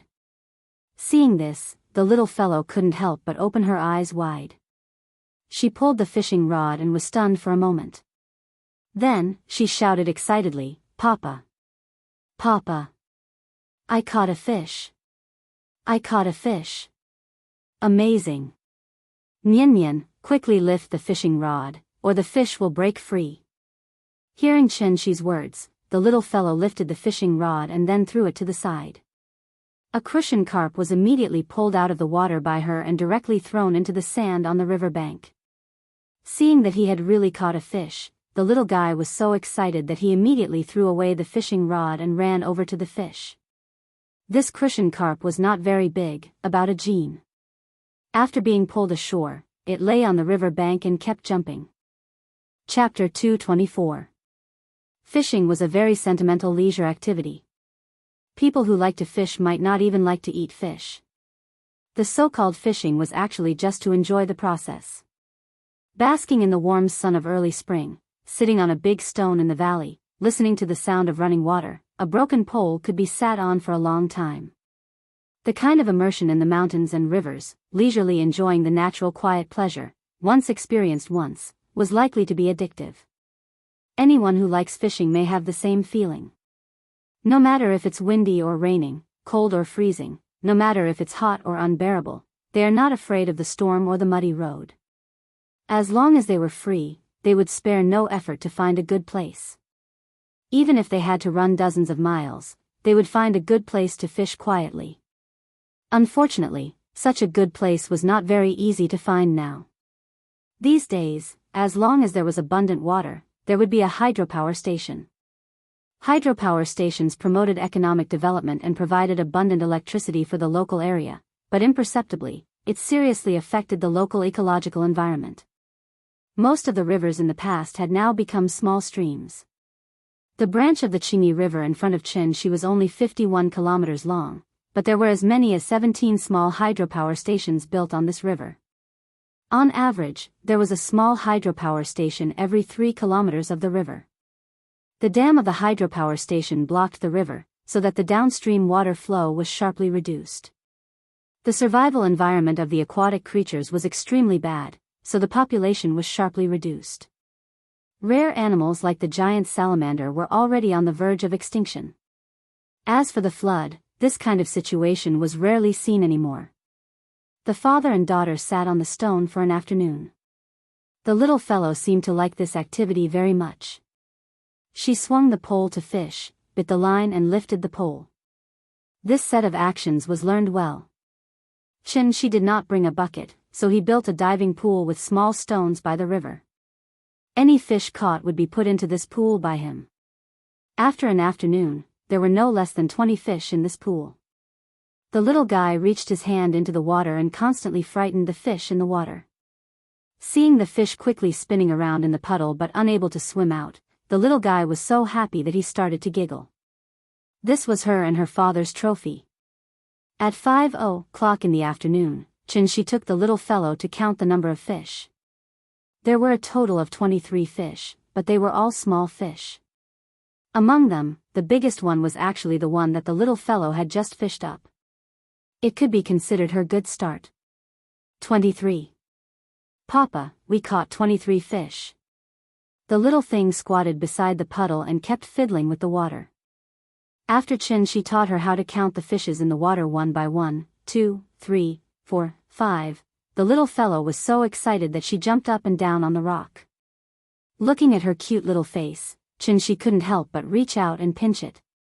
It was smooth, delicate, and elastic. How was it? Was fishing fun? Fun. The little girl nodded her head vigorously. She was probably looking forward to her father bringing her here to play tomorrow. It's fine as long as it's fun, but the wind here is getting stronger and stronger. If we sit by the river for too long, we'll catch a cold, so we should go home. Daddy will bring you here to play tomorrow, okay? Hearing this, the little fellow tilted his head and pondered for a moment, then nodded and replied, N. Then let's bring the fish home. Seeing this, Qinshi rubbed her head and said with a smile, these fish are too small to be eaten. It's useless for us to take them home. Let's put them all away. When they grow up, we'll come back to fish again. How about it? No. After hearing Qinshi's words, the little thing was suddenly unhappy. She curled her lips and glanced at the small fish in the puddle, then muttered loudly, these are my fish. This little thing was still talking about her trophies. Therefore, Qinshi had no choice but to squat beside the little girl and talk to her about the big picture. Perhaps she was persuaded by Qinshi. The little fellow hesitated for a long time before reluctantly putting the biggest fish into the plastic bag. Then she reached into the water and dug a hole in the puddle. The fish noticed the movement of the water and immediately went out of the hole, successfully returning to the river. The little fellow looked down at the empty puddle in front of her and did not come back to her senses for a long time. When Qinshi saw her like this, he immediately put the plastic bag in front of her with a smile. Nian, look, there's another one here. Mine. The little fellow snatched the plastic bag from Qinshi's hand. Looking at her posture, she was probably afraid that Qinshi would let the last one go. When the father and daughter returned to the old house, dinner had not yet started. The little fellow carried her trophies and ran into the kitchen, ready to show off in front of her grandmother and mother. Qin Ruoying was learning how to cook from Auntie Zhang. When the two of them saw the fish in her bag, they immediately laughed. A few words of praise had made this little thing's tail almost to the sky. There was still some time before dinner. She was afraid that the little fellow would not be able to sit still, so he called her to the yard. The little fellow was a little confused, but she did not explain to her. Instead, he took out a brazier from the old house and used a pair of tongs to pick up a few pieces of burning charcoal on the stove. Everything was ready. She called the little fellow and asked with a smile, "Nyan, do you like to eat potatoes?" "Yes. I like to eat potatoes and pork ribs." "Then wait a minute. Daddy will treat you to roast potatoes, okay?" "Roast potatoes?" The little fellow blinked her eyes. When it came to eating, she immediately became excited. Then, she took 2 potatoes from the kitchen and threw them directly into the brazier without even washing them. Potatoes, corn, wheat, and rice were listed as the 4 main staple foods in the world. It could be cooked in a variety of ways, whether it was fried, stewed, or steamed. The most common way to eat potatoes was to fry them. As for eating them directly like Shi, it was very rare to see potatoes being eaten directly in the fire. It was not because roasted potatoes were not delicious, but because it was inconvenient to start a fire. He could not roast potatoes on the gas stove just to eat a roasted potato. This novel way of cooking successfully attracted the little fellow's interest. Therefore, she obediently squatted side by side with Shi under the eaves, guarding the brazier, and quietly waiting for the potatoes to be cooked. The potatoes were cooked quickly. She took the tongs and picked up the 2 potatoes that had been roasted to the point of being burnt. When the little fellow saw the dirty and shabby appearance of the potatoes, she immediately wrinkled her little nose in disgust. She rolled the potatoes on the ground to lower the temperature of the potatoes. When the temperature of the potatoes dropped slightly, he picked up a piece and tore off the burnt part of the potato bit by bit in front of the little fellow. The potatoes were burnt black, and the skin was very brittle. When he tore it off, a piece fell off. When the burnt skin was torn off by Shi, a crystal clear potato was hidden under the shabby surface. Light smoke rose from the already ripe potatoes, constantly emitting a refreshing fragrance. There was no need for salt or MSG. After roasting them, they could be eaten directly in the hand. With one bite, the soft and light taste could really melt a person's heart. In the quiet village, the distant mountains were like black, and the spring water was singing softly. A faint magnolia fragrance came with the breeze and lingered in the courtyard. The father and daughter each held a big potato and sat under the eaves of the old house to gnaw on it. Chapter 225. Since they came to the countryside, they naturally had to experience the unique market in the countryside. Going to the market was also called going to the market. The coastal area was called going to the void, the area in Dianzhou was called going to the street, and the area in Lingnan was called going to the business. The names were slightly different, but they all had the same meaning. Going to the market was also a unique product. The so-called going to the market meant that there was a fixed period of trade in remote places. When the time came, buyers and sellers would come from all over and gather at a certain place to buy and sell. There were not that many shopping malls and small stores in the countryside, so the government could only set a time. Then, everyone would gather at this time to exchange materials and buy biological products in the town. A place like Tongjiegu was not considered remote. It was adjacent to the 108 National Highway, but there was still only one small store. It could only sell small things like oil, salt, sauce, vinegar, snacks, and firecrackers. If the villagers wanted to buy clothes and farm tools, they either had to drive to the county or wait until the market. The town where Tongjiegu was located was called Siping Village. The market in Siping Village was on 3, 6, and 9. That meant that there would be a market on the 3rd, 13th, and 23rd of every month. There were a total of 9 times a month. It was not too many, but it was not too few either. If a driver often drove through the town, the most annoying situation was not to encounter livestock or children blocking the road, but to coincidentally encounter the market. Usually, there were not many people in the town, but on the day of the market, it would be particularly lively. There would be people coming and going. Not to mention driving, it would be difficult to squeeze through by walking, therefore, whenever it was time to go to the market, there would always be a traffic jam in the town for half a day. February 26th. It was only 8:30 in the morning, but the family of 7 was happily waiting on the side of the road. It was as if they were waiting for a taxi. They chatted while waiting for the passenger van from the various towns and counties to pass by. The passenger van was also a product of the era. Now, the slightly more developed areas had already banned the operation of the van. Therefore, the passenger van could only be seen in this kind of backward small county. This kind of van was also called the Chung and car. Everyone felt that the Chung and brand was the most practical, so it was called that. The Chung and car was the most common minivan. It could carry 7 people. It was dyed green and yellow with a certificate in front of the window. It was considered an officially recognized operating vehicle. The biggest problem with the van was that it was overloaded. Because you never know how many people would come out of the van, it was normal for a 7-seater van to have 12 or 13 people in it. Chen Shi's family didn't want to squeeze in, so they spent 200 yuan to rent a van and enjoyed the special treatment of a car. Siping village was very lively now. When they were 1 or 2 kilometers away from the village, they could see countless villagers carrying bags of various sizes going back and forth on the 108 National Highway. The little fellow leaned on the sliding door and looked at the scenery outside the window with interest. Most of the villagers in the south lived in scattered places. They would only gather in the towns on the day of the market. The little fellow had lived in the countryside for a few days and was used to the sparse population in the countryside.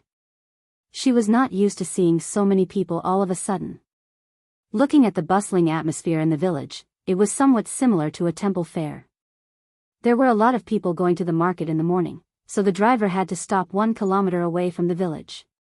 If he went any further, he might not even be able to find a place to turn around. The driver was also a smart person. After Chen Shi's family got out of the car, he asked for Xia Pinglin's phone number and prepared to earn another sum of money later. Smartphones were widely available now. As soon as the family of 7 walked into the village, they saw a huge Oppo store and a Vivo store next door. The 2 brothers were really inseparable wherever they went. Outside the 2 smartphone stores, a blacksmith was selling farming tools such as plowing, raking, plowing, sickles, hoes, and so on that he had made himself. This was a miniature version of the countryside in Huaxia. The market was spread out along the streets of the town, from the beginning of the village to the end of the village. There were stalls on both sides of the road. It was lively, and there were shouts and bargaining everywhere. However, most of the things sold here were necessities or livestock, feed, farming tools, and other things that were closely related to the lives of farmers. The little girl sat in Chen Shi's arms. Standing high, she could see far, so she immediately saw a different sugar painting stall. Sugar painting was also a traditional craft among the people of Huaxia. It used brown sugar and white sugar to draw the 12 zodiac signs. You could spin it for 2 yuan.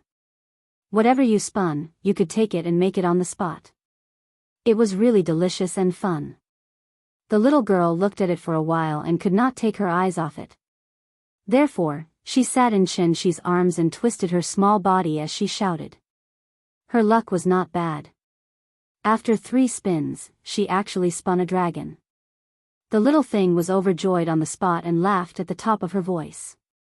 Seeing the master make it on the spot and draw a dragon with his bare hands, the little thing's eyes were about to pop out. When the master was done with the sugar painting, she held the dragon in one hand and the rat in the other. The remaining dog was fed to Chen Shi. Aunt Zhang watched with a smile on her face. Ever since the little thing was accompanied by her parents, even the smile on her face was more than before. Just as the family surrounded the sugar painting stall and praised the sugar painting master's skills with laughter, there was suddenly a commotion on the other side of the road. Looking at the sound of gongs, drums, and firecrackers, it seemed that someone was picking up the bride. When the little girl heard the commotion, she immediately shouted for Chen Shi to pick her up to take a look. Sure enough, as the sound of gongs and drums got closer, a wedding procession appeared in the little girl's line of sight. The wedding procession's formation was impressive. In front, there were gongs and drums to clear the way, followed by a palanquin with 8 carriers. Along the way, the the villagers all retreated to the sides of the road to make enough aisle for the wedding procession. The wedding procession forcibly crossed the entire Siping village just like that. Looking at the formation, it seemed a little too ostentatious. In fact, what the villagers really avoided was not the palanquin and the folk band, but the dozens of young people following behind the palanquin. These young people carried a few large loudspeakers and sang Zhang Yu's "For You" loudly as they walked. It must be a special fate that allowed us to become a family along the way. The more you love her, the more she will return the favor. Find the possibility of happiness. Their voices were very loud, and in the end, they directly suppressed the bustle of the market, so much so that the transactions on the entire street temporarily stopped. Only the singing of "For You" could be heard, as if they were singing the national anthem. The villagers all moved to the sides of the street and silently watched them pass by. The little girl had never seen such a formation before. She immediately sat in Chen Shi's arms and exclaimed, "Wow!" Chapter 226. Gongs and drums cleared the way, and firecrackers sounded. Behind the 8 sedan chairs, there were dozens of people singing "For You." Marriage was always a joyous occasion, but the attitude of this group of troublesome youngsters was not very good. They clearly chose to get married on the day of the market, which affected the normal trade of the villagers, but as long as these young people saw someone blocking the sedan chair, they would immediately rush over and yell at the other person to get out of the way. It seemed that in their dictionary, there was no such thing as communication and discussion. An old man probably had bad hearing, but he still stood on the side of the road with a backpack on his back, thinking about what he should buy back. When the young people saw this, they immediately went forward and dragged the old man to the side. It had to be said that these young people were indeed young people. Fortunately, they met an easygoing old man today. Otherwise, if the old man directly fell to the ground, they would not be able to afford it even if they sold them by the weight. As the wedding procession continued to go deeper, more and more people came to the market. In the end, the sedan chair and the folk band could no longer maintain the original speed. Seeing this, the group of young people carried the sound system to the front, and then let them open the way. Like the heavy cavalry of the Middle Ages, the young people carried the sound system, with the momentum of a fierce tiger coming down the mountain, and forcibly tore open a passage in the lively market. "Get out of the way, we brothers are getting married, don't block the way." Brothers, Chuanyu dialect, means big brother. Get out of the way, get out of the way, ha ha ha, if you don't get out of the way, do you believe that I won't smash your stall? Get out of the way. Their aggressive posture was quite a bit of the temperament of a local hooligan and street gangster. Those who did not know would think that this street was built by them.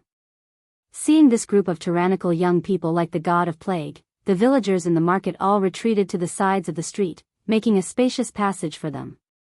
For a moment, the market that was very lively just now was now only the sound of the sound system and gongs and drums that were still echoing. Seeing this, Chen Shi and his family also retreated to the side of the road and quietly waited for the wedding procession to come from the town. The little fellow did not find the atmosphere strange because she was very interested in the palanquin. Thus, she stretched her neck like a giraffe and stared at the palanquin. This group of young people probably thought that they were soldiers. Escorting the bride was like winning a battle. When they saw that no one dared to stand in front of the group, they proudly sang, "For You." In fact, most of these young people were locals. Among the commoners who came to the market, there might be their relatives and elders. However, these youngsters had always lacked discipline. They were used to being unbridled and had no respect for their elders. When they were angered, they could even beat their parents. Naturally, no one dared to stand out and say a few words to them. After all, the children in the countryside lost at the starting line.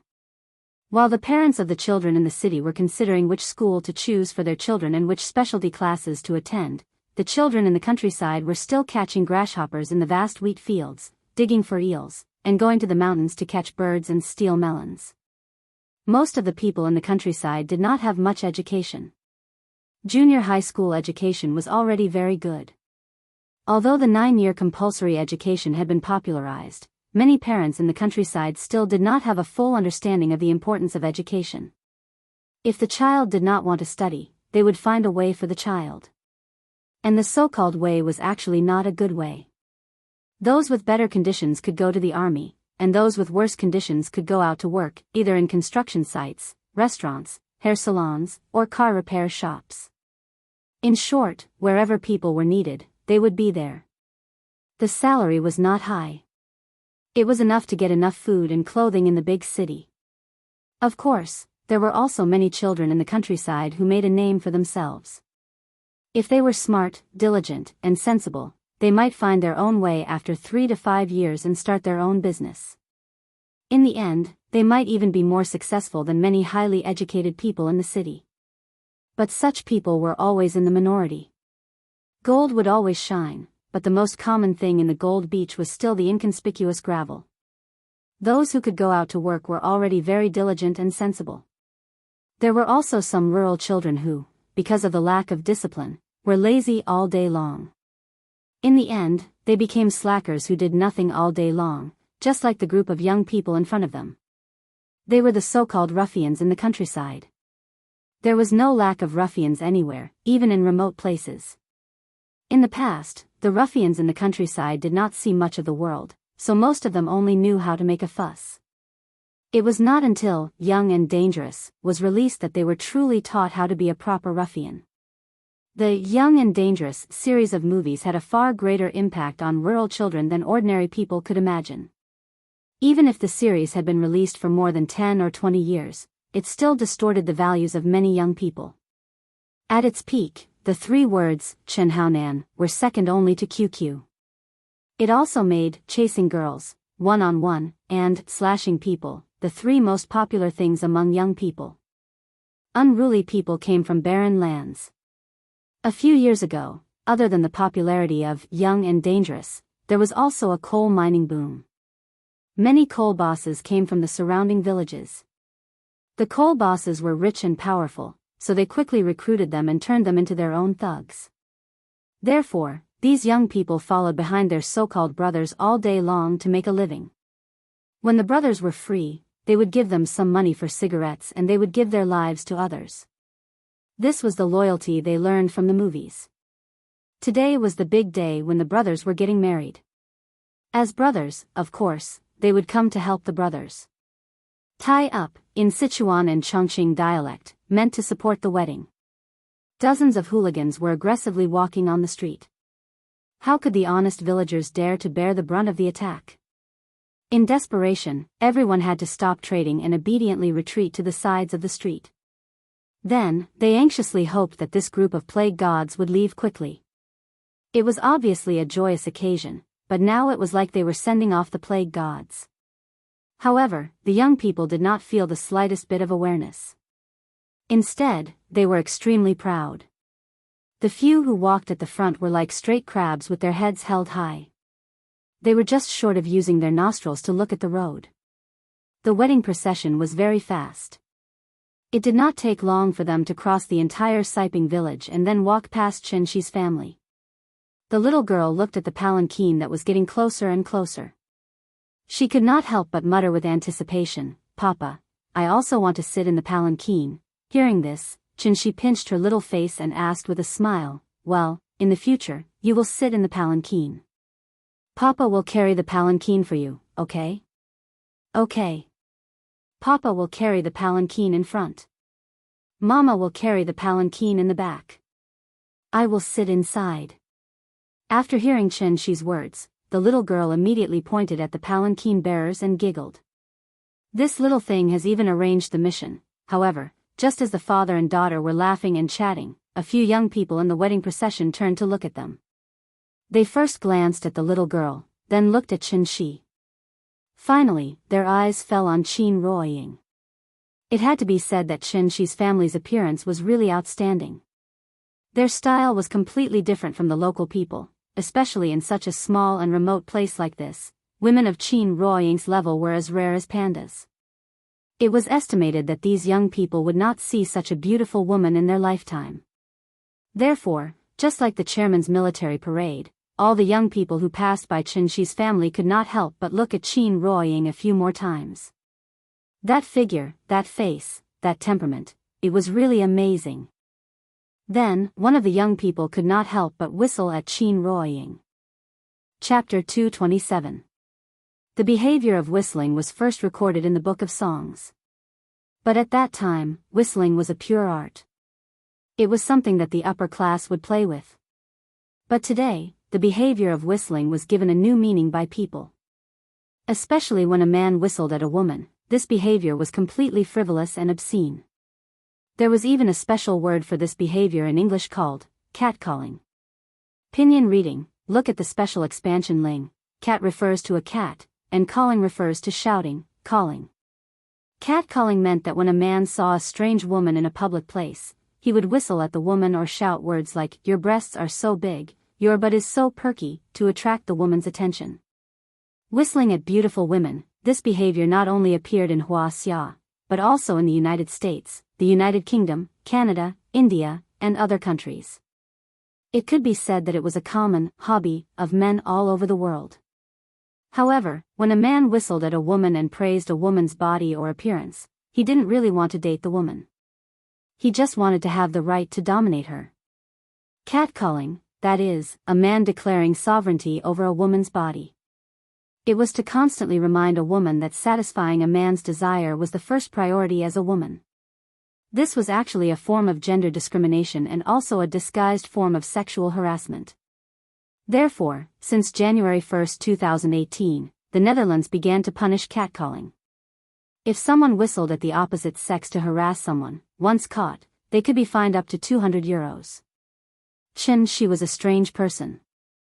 As long as his bottom line was not crossed, then he was a very easy to get along with a good family man. It could be said that he was a good cook. When he was in a good mood, Chen Shi could even chat with the aunties selling vegetables on the street for a whole day. After all, he was a qualified house husband. There were not many things in this world that were worthy of his attention. What he cared about was every family member around him. Especially Nian and Ying.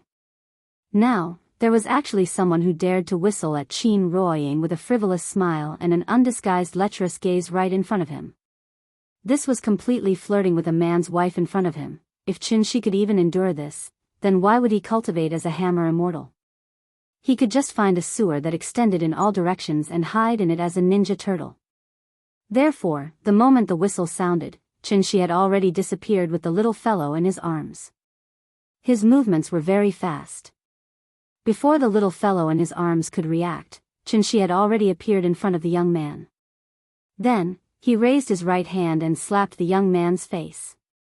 Slap. This slap was so powerful that it sent the young man spinning like a top on the spot. After spinning a few times, he fell heavily to the ground. The turn of events was too sudden, so much so that the people around were stunned for a while before they finally regained their senses. They hurriedly squatted beside the young man and used a lot of effort to pull him up from the ground. "Spring Baby? Is there no problem?" The young man who was known as Spring Baby had suffered a heavy slap in the face. Although Chen Shi had already shown mercy, he still made his head faint for a short while. After lying on the ground to recover for a while, he finally covered his head and stood up with the help of his companions. Spring Baby looked to be in his early 20s. He was not tall and was almost half a head shorter than Chen Shi. He looked thin and thin. In Chuanyu dialect, he was as thin as a chicken. However, although this chicken's physical fitness was not very good, his temper was very irritable. After he stood up shakily, a trace of viciousness flashed across Spring Baby's face. Then, he roared at Chen Shi and said, "F***CKU. B****. How dare you hit me?" After saying that, Spring Baby carried an aura like a ferocious beast that had been released from its cage. He glared and clenched his fists, charging directly toward Chen Shi. The young man was arrogant and thought that he could defeat anyone with a fierce force.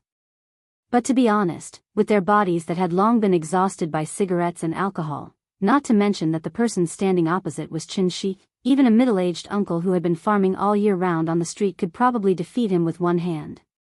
Therefore, when Spring Baby rushed toward Chen Shi, he was instantly kicked back by Chen Shi. Spring Baby was also lucky because today's occasion was different. Aunt Zhang and the little girl were watching from the side, so Chenxi was very gentle. With one kick, other than sending Spring Baby flying, Chenxi did not break several of Zhao Yuan's ribs like the last time he kicked Zhao Yuan. Chenxi showed mercy, but Spring Baby did not have the slightest awareness in this regard. After being supported by his companions behind him, he spat on the ground fiercely and then took out a butterfly knife from his trouser pocket. As the saying goes, the unreasonable are afraid of the reckless, and the reckless are afraid of the reckless. This kind of hooligan in his early 20s happened to be in the final stage of his Chinibyu syndrome. For young people like them who had wine today, they would drink today and worry about tomorrow. The two words fear and regret never existed in their dictionaries. As long as their temper flared up, they could really do anything. Perhaps when they calmed down afterward, they would also feel afraid, but at the moment of the incident, there was definitely only one word in their minds: just do it. Moreover, this was his territory, and there were dozens of brothers standing behind him. If he admitted defeat now, how could he survive in the underworld in the future? Since he could not win with his fists and feet, Spring Baby naturally had to show his knife. Get out of the way. I'm going to kill him today. No one stopped him, and a few of his quick-witted companions even quietly took a few steps to the side. All of this happened very suddenly. When Aunt Zhang finally came back to her senses and wanted to stop it, Spring Baby had already taken the butterfly knife and slashed towards Chenxi.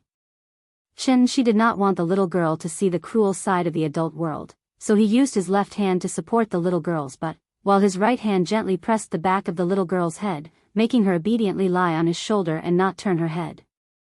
The little girl blinked her eyes, somewhat unable to understand what was going on with her father. However, she was very obedient. After hearing Chenxi's instructions, she wrapped her arms around Chenxi's neck, and then obediently rested her chin on Chenxi's shoulder. Then, the little girl heard a strange sound. First, there was a crisp ka sound, then the clang-clang sound of a knife falling to the ground, and finally Spring Baby's earth-shattering scream. Chapter 228. If there's wine today, let's drink in the morning. If there's worry tomorrow, let's worry tomorrow. Other than being poor, a hooligan like Chen Hua had never encountered any setbacks. No one dared to scold him at home. Outside, they were all his brothers, so naturally, no one dared to provoke him. This was not the first time Chen Hua had flashed her knife in a fight. In the past, as long as he flashed his knife, even opponents with the physique of fitness trainers would be frightened by Spring Baby. Then, they could only hold their heads and take a beating from him. After all, Hua Xia's laws were indeed a little strange. There was a fine line between normal self-defense and excessive self-defense. No one knew how it would be judged except for the judge. For a scum like Chen Hua, who only cared about his life, if he injured someone, he would at most go to the police station for 3 to 5 years. Anyway, he would be a bachelor, and when he came out, he would be a hero again. Moreover, because they had slashed people and gone to jail, they would become even more famous in the pugilistic world. Their social status would also rise exponentially. If he was lucky, he might be noticed by a leader and supported by him. Maybe he would immediately become a big boss who subcontracted a project. Speaking of which, this was a good thing. However, if someone hit him too hard and accidentally hurt him, in addition to having to pay compensation, he might have to go to the police station and leave a stain on his record, which would affect his future career. A normal person would never do something like this, where the loss outweighed the gain in a moment of anger. That was why the ancestor often said, "Bear with it for a while and calm the waves. Take a step back and you'll see the world." That was probably what he meant. Chen Hua was used to being tyrannical. Although his physical fitness was not good, he was ruthless and would pull out a knife at the slightest provocation. Therefore, he was somewhat famous in Xing County. Generally, no one dared to provoke him. Unfortunately, Chen Hua met Chenxi today. Therefore, when he took out his knife and slashed at Chenxi aggressively, Chenxi immediately grabbed his wrist with one hand, then pulled, twisted, and pushed him. Chen Hua's right arm was dislocated by Chenxi on the spot. A dislocated shoulder joint was actually quite scary. It looked as if a large piece of the shoulder was suddenly missing. The entire arm seemed to have no bones, and it was only hanging on the shoulder by the pull of the muscles. Ah! Spring Child looked at his empty shoulder and was immediately frightened. He clutched his arm and let out a squeal like a pig being slaughtered on the spot. This group of hooligans didn't even read many books. Of course, they didn't know how to deal with a dislocated arm. They thought that Chun-Wa's arm had been broken by Chen-Shi. A few of the more upright brothers saw this and immediately let out a roar, F***CKU. Attack together. Hack him to death. The street was in chaos, and the bridal procession had already stopped. Dozens of young people blocked Chen-Shi's family in front of the sugar painting stall. The sugar painter was so scared that he had already run into a shop on the street. 7 or 8 youngsters surrounded Chen-Shi, making a ruckus. Just now, they thought that Chun-Wa could handle it, so they didn't make a move. Now that they saw Chun-Wa being defeated, they naturally wouldn't stand by and watch. Seeing this, Chen-Shi gently squeezed Qin Ruoying's palm and then took a few steps forward. Qin Ruoying naturally knew what Chen-Shi meant. However, after thinking for a moment, she did not say anything. Instead, she came to Aunt Zhang's side and comforted her in a low voice. Aunt Zhang was already frightened by the scene in front of her. This was the first time she saw Chen-Shi fight with someone. Moreover, the people in front of her were not good people, so Aunt Zhang immediately shouted at Xia Pinglin nervously, "Pinglin! Call the police quickly." After saying that, she turned her head and shouted at Chen-Shi, "Chen-Shi, what are you doing? Come here quickly, we'll wait for the police to come." As she said that, Aunt Zhang wanted to pull Chen-Shi back. However, she had just taken a step when she was stopped by Qin Ruoying in time. Looking at the agitated look on her grandmother's face, the little girl lying on Chen-Shi's shoulder was really confused about the situation. When Chun-Wa screamed earlier, Chen-Shi used his vital essence to block her ears in time, so she did not hear the movements around her at all. The little girl wanted to turn around to take a look, but Chen-Shi gently pressed the back of her head, not letting her turn her head. Therefore, the little girl immediately pouted unhappily. She twisted her small body and shouted in dissatisfaction, "Put me down. I want to go to mommy." The scene was chaotic.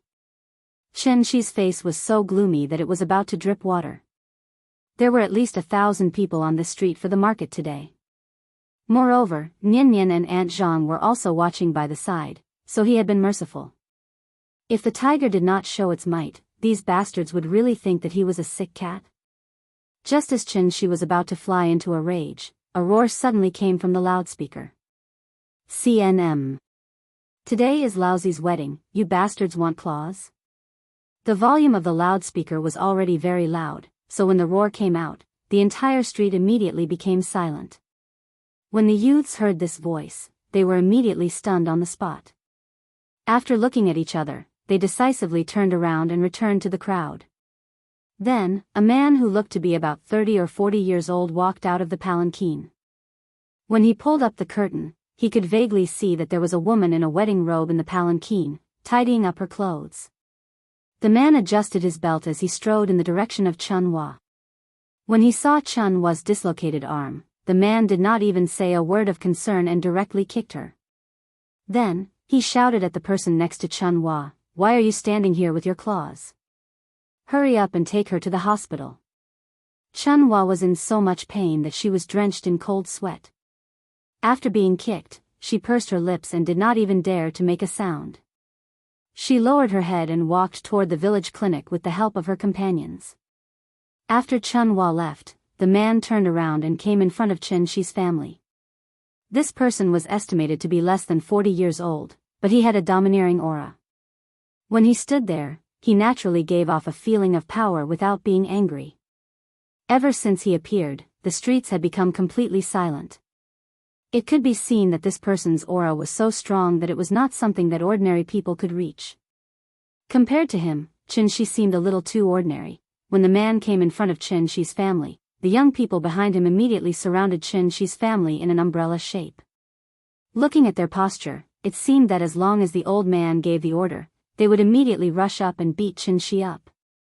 The young people showed an eager look, but after the man took a deep look at Chen-Shi, he turned around and returned to the palanquin. Motherf asterisk cur, the guests are about to arrive, and you guys are still here causing trouble for me. Hurry up and leave. The man ordered, and the bridal escort team set off again. With their departure, the market also returned to its previous bustle. It was as if nothing had happened. Seeing this, Aunt Zhang couldn't help but breathe a sigh of relief. Then she came to Chen Shi's side and began to blame him for being insensible. He actually fought with people on the street. Just when Aunt Zhang was complaining, the owner of the sugar painting stall said to them carefully, "Are you from out of town? Let me give you a piece of advice. Don't waste any more time here. Hurry back." Asterisk asterisk asterisk asterisk asterisk asterisk asterisk asterisk asterisk asterisk. Digression. The prototype of this story is a relative of mine.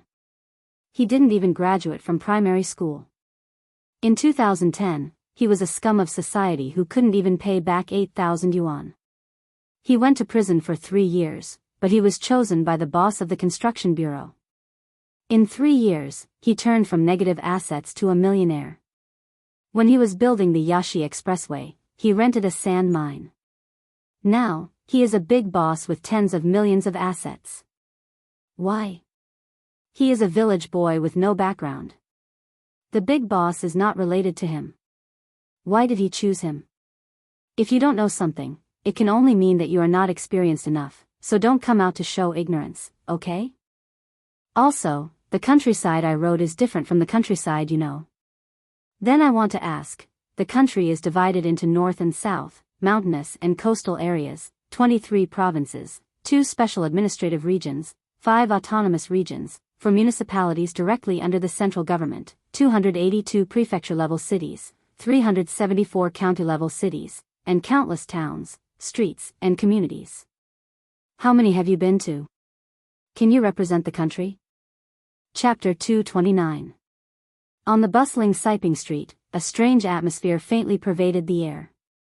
The fight just now did not last long, but it caused quite a stir. The wedding procession had already left, but the surrounding villagers were still pointing at Chen Shi's family and gossiping. The sugar painting stall's boss was an honest person. Seeing that they were outsiders who did not understand the situation, he cautiously advised them to leave quickly and not stay here any longer. Aunt Zhang was already so old, but she could not withstand such a scare, so she frowned on the spot. The sugar painting stall's boss's serious expression did not seem like he was joking with them. This also made Aunt Zhang realize the seriousness of the problem, so after thinking for a while, she called everyone to prepare to go home. However, when the little fellow heard that Aunt Zhang wanted to go home, she immediately pulled Qin Ruoying's hand, raised her little head and shouted loudly, "I haven't played here yet. I'll go home after playing." Seeing this, Chen Shi could only helplessly shake his head, then squatted down and used a negotiating tone to say to the little fellow, "Nian Nian, you see, there's nothing fun here, let's go back.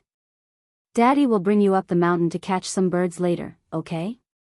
Hearing this, the little fellow pouted her little mouth and muttered in dissatisfaction, "No. It's fun here. Let's play here." As she said that, she wanted to break free from Qin Ruoying's hand and was prepared to walk on the streets by herself, but she was stopped by Qin Ruoying in time. This little fellow liked to be lively. When she went to the market, people came and went, and there were many stalls and shops. Now that she was here, she did not even finish walking around the street, so of course she would be unhappy. Children love to play, so naturally, she did not know what her grandmother was worried about. The husband and wife looked at each other, their expressions somewhat helpless. After all, Aunt Zhang was just an ordinary person. After seeing that they had a conflict with the hooligans, she naturally wanted to avoid them. In order to not let Aunt Zhang worry, the husband and wife could only let the little fellow suffer. Therefore, Chen Shi ignored the little one's wishes and carried her in the direction they came from. The little girl was stunned for a moment. Then, she realized that her father was going to take her away by force. So, she leaned on Chen Shi's shoulder and twisted her body with all her strength. Then, she shouted for Chen Shi to put her down. The little fellow howled and twisted for a while, but Chen Shi turned a deaf ear to it. Seeing this, she could only pout her mouth and burst into tears. Looking at her tear-stained face, it would take a long time to appease her this time. Chen Shi and his family left. While they were leaving, in Si Ping Hospital, Chun Wawa was trembling all over as he waited for the doctor to treat him.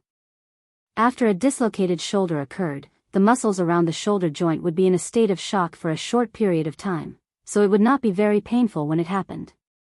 But once the shock period passed, the muscles around the arm would be in a state of spasm, causing the pain to worsen and making it very difficult to reset.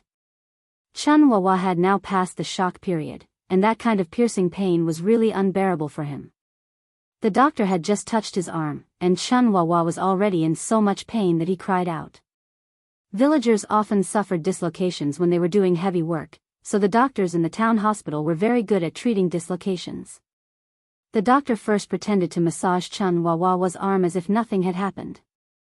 Then, while he was crying out, the doctor suddenly grabbed his arm and twisted it skillfully. After a crisp click, the doctor reconnected Chun Wawa's arm. Although the shoulder joint was reset, the sudden sharp pain made Chun Wawa roll his eyes. It was so painful that he didn't even have the strength to cry out. "Okay, you rest first. I'll give you a splint later. Don't move around for half a month. Otherwise, it is very likely to cause ossifying myositis, and it will become a habitual dislocation in the future." After the doctor gave a few instructions, Chun Wa lay on the chair and moaned weakly. At this moment, a young man suddenly rushed in from outside the door and shouted at Chun Wa, "Third brother, that kid is running away. What should we do?" Hearing this, Spring Child suddenly jumped up from the chair with strength that came from nowhere. Then, he straightened his neck and roared angrily, "Run my ass. Chase." If he couldn't catch up, he would record the license plate number. "I will definitely hack him to death." After that, he clutched his shoulder and cried out in pain. Because of this sudden interlude, Chen Shi and his family could only return resentfully. The little girl cried for a long time before she finally stopped crying under Auntie Zhang's comfort. Then, she pressed her little face against the window and sulked. No matter who spoke to her, she didn't want to respond. While Lil Thing was sulking, Chen Shi was also very depressed. He didn't expect that his wife would be taken advantage of when he went out shopping.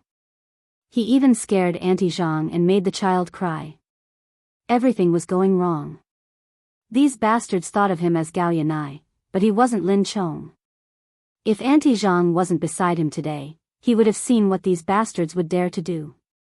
The atmosphere in the car was very gloomy. No one spoke. Auntie Zhang still felt that Chen Shi's way of handling things today was wrong. Those hooligans only whistled at Qin Ruoying, but Chen Shi's reaction was so intense.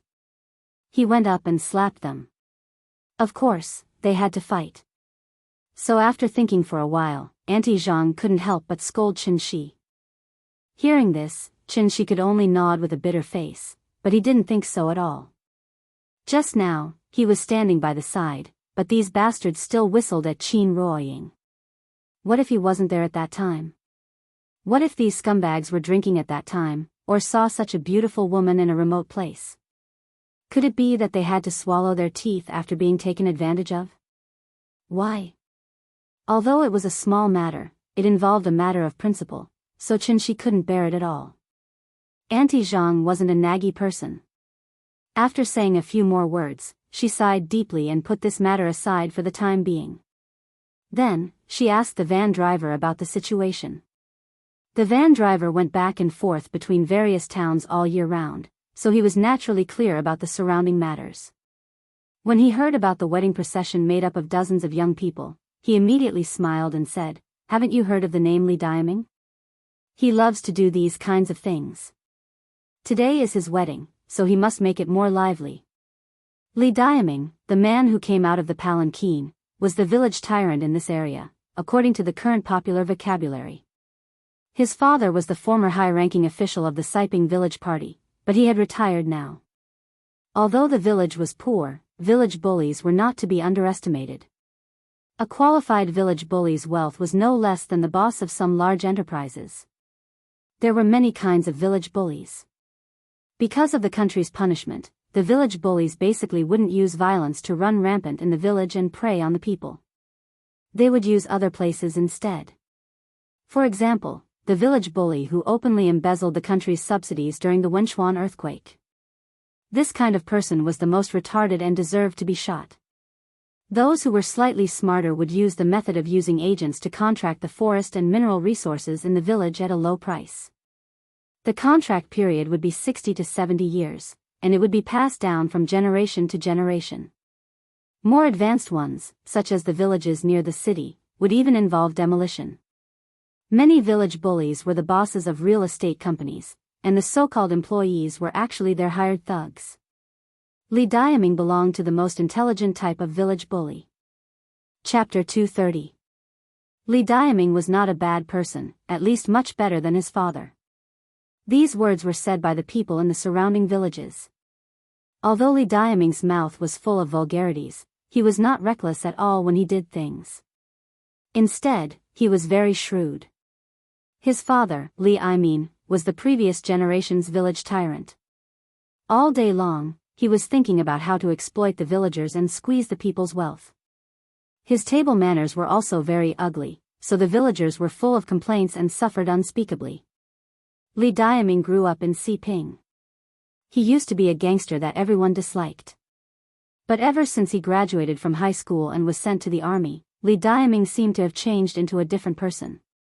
First, he contracted a gravel yard with his father's help. Then, he started to dabble in forestry, coal mining, and other businesses. Li Diaming had an advantage, which was that he was not like a Pishio that only entered and did not leave. There was a surplus of labor in the rural areas, and many farmers who could not find a job had become idlers. Therefore, Li Diaming gathered all of these people together. He either led them to start businesses and become rich, or he simply let them work for him. Even if they did not do anything, Li Diaming would still pay them on time and not deduct a single cent. Since everyone had accepted Li Diaming's kindness, they naturally wouldn't speak ill of the Li family anymore. After all, a big business like a mine was not something that ordinary people could come into contact with. They did not understand the twists and turns of it. Anyway, as long as the Li family did not monopolize the profits, everyone's opinions would not be so big. At most, they would be jealous, but they would not complain all day long like before. Li Diaming was doing well in the surrounding villages, and he never hid the fact that he was rich. This was because the first Lamborghini in Rain City was his. Now that the internet was so developed, everyone knew about Lamborghini, but not many people knew the specific model. In fact, the cheapest Lamborghini Hurricane cost more than 3 million, and Li Diaming's Aventador cost more than 8 million. The roads in the countryside were very bad, and this luxury car that cost nearly 10 million could only be parked in the county as a decoration. In the words of the people, it was a table, a symbol of status. Li Diaming was very ostentatious, but he would stay in Siping for at least 300 days a year. No matter how rich he was now, he would never separate himself from the masses. He had truly achieved the goal of coming from the grassroots and going back to the grassroots. Why were there so many young people in the bridal procession joining in the fun? Wasn't it because everyone knew that following Li Diaming would be beneficial? Times have changed. Even the hooligans have become cultured. Naturally, the village tyrants have to adapt to the times so that they won't be eliminated. They have to hide in this good place with green mountains and clear waters to reproduce and survive. After listening to the driver's introduction, Aunt Zhang immediately had the most direct understanding of Li Diaming's social status. Therefore, the moment she returned to Tongjiago, she discussed with Qin Shi that they would return to Chengdu the next morning. Anyway, she didn't have any relatives here. At worst, she wouldn't come back in the future. These hooligans couldn't be beaten or scolded. Once they stuck to her, she couldn't get rid of them. Naturally, Aunt Zhang didn't want to be too entangled with them. Seeing this, Qin Shi couldn't say anything more and could only nod his head continuously. This trip was really depressing. On the other side, after the little fellow returned to the old house, she climbed onto the bed alone and sulked. Qin Shi wanted to coax her, but the little fellow angrily pushed him away. Children of 4 or 5 years old already had a clear self-awareness. Chen Shi's behavior today really angered her, so the little fellow was so angry at her father for the first time. His daughter was angry, so he naturally had to coax her. Therefore, Chen Shi went outside to catch a sparrow and quietly put it on the little fellow's pillow. This sparrow was bound by Chen Shi's Shinshi, so it could only jump around on the pillow and constantly chirp. The little fellow was lying on the bed and panting. When she heard the sound of the sparrow close by, she couldn't help but raise her head from the quilt and then couldn't move her eyes anymore. After all, birds were a great attraction to children. The little fellow sat up at once and carefully stretched out her hands. After finding that the bird couldn't fly, she decisively reached out and held the bird in her hands. "Papa! I caught it! Look! Bird!" After the little fellow caught the sparrow, she immediately laughed proudly. Seeing that Chen Shi was still next to her, she even held up the sparrow to show off to Chen Shi. As for the previous unhappiness, obviously, she had completely forgotten about it. The sparrow tactic worked. Chen Shi immediately went over and praised Nyan for being so amazing. The little fellow really thought that the sparrow was caught by her, so she was also very happy. The father and daughter gathered together to study this pitiful little sparrow. After a while, they were reconciled as before. Thus, they discussed catching another sparrow to make a pair and bring it back to Shangjing to raise it properly. Just as the father and daughter were sticking together to show their love, 3 vans suddenly stopped at the entrance of the village. Then, many young people came out of the car. As the saying goes, it's never too late for a gentleman to take revenge, but a villain takes revenge from morning to night. Chunhua was obviously a standard villain. He was still wearing a plaster cast, but he couldn't wait to bring his brothers to take revenge. Although Li Diaming didn't say anything in the morning, it didn't mean that he would pretend that this didn't happen. If he didn't even fart when his subordinate's arm was broken, how could he stay in this village in the future? Therefore, when Chunhua proposed revenge, Li Diaming only said one sentence: "Don't kill anyone." The implication was that as long as he didn't kill anyone, it wouldn't be a problem to injure or cripple them. Chunhua brought more than 30 people this time. They were all Li Diaming's subordinates. They were also the elite backbone when they fought with the mine boss at Cheongshui. These people were aggressive. As soon as they got out of the car, they swarmed toward Aunt Zhang's old house. Just as the villagers of Tong family ravine poked their heads out and wanted to see the situation, they were viciously pointed back at by Chunhua with a knife. "What are you looking at? Get lost. The director of Siping police station is my second uncle. If anyone dares to call the police, I'll hack them to death later." Seeing this, the villagers immediately retracted their heads and hid behind the door, not daring to show their heads again.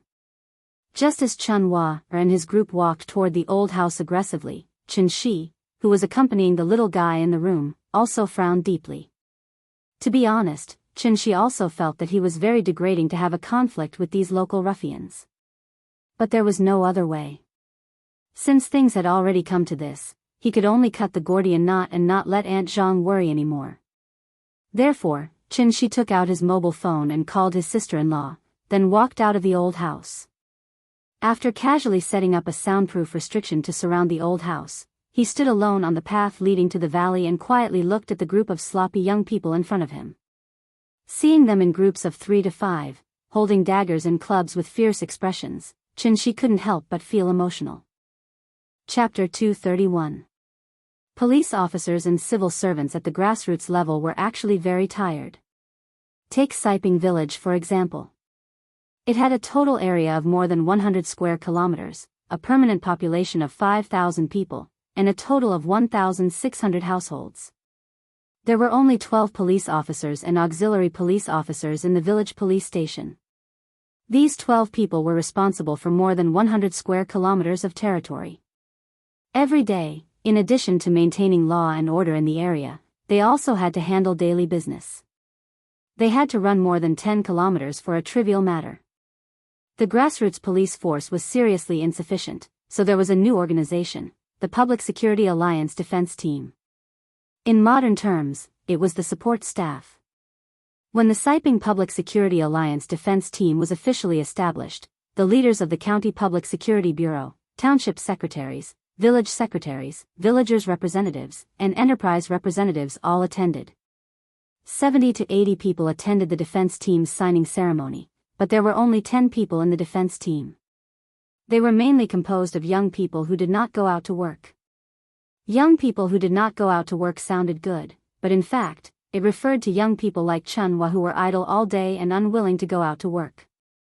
Now, more than half of the members of the defense team stood in front of Chin-shi. Because this was a private matter, no one wore uniforms, but they still took out the batons issued by the police station. This thing was easy to use. It was of military quality. Because the first section was thinner, the pressure generated under the same pressure would be higher. In addition, the baton itself was made of steel, so its lethality was much higher than ordinary batons. Basically, one hit from the baton could split a person's skin and flesh.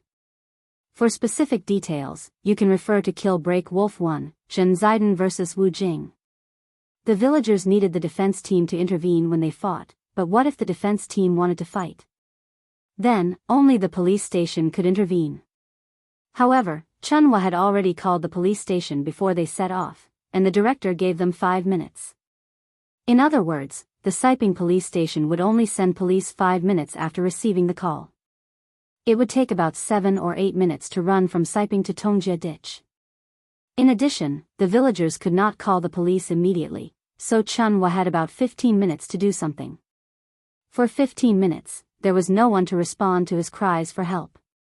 Chunhwa had a plaster cast in his right hand and a machete in his left hand. Like a leader, he led more than 30 people in large strides toward Aunt Zhang's old house. As the saying went, a strong dragon could not suppress a snake in its old haunts. This was because in 1999, such a vicious incident had happened in Chu County. A major and battalion commander of the troops stationed at the port was accompanying his pregnant wife back to her hometown, Tsuxian, to recuperate. Unexpectedly, they got into a quarrel at the train station and ended up fighting. That person wasn't a match for the battalion commander.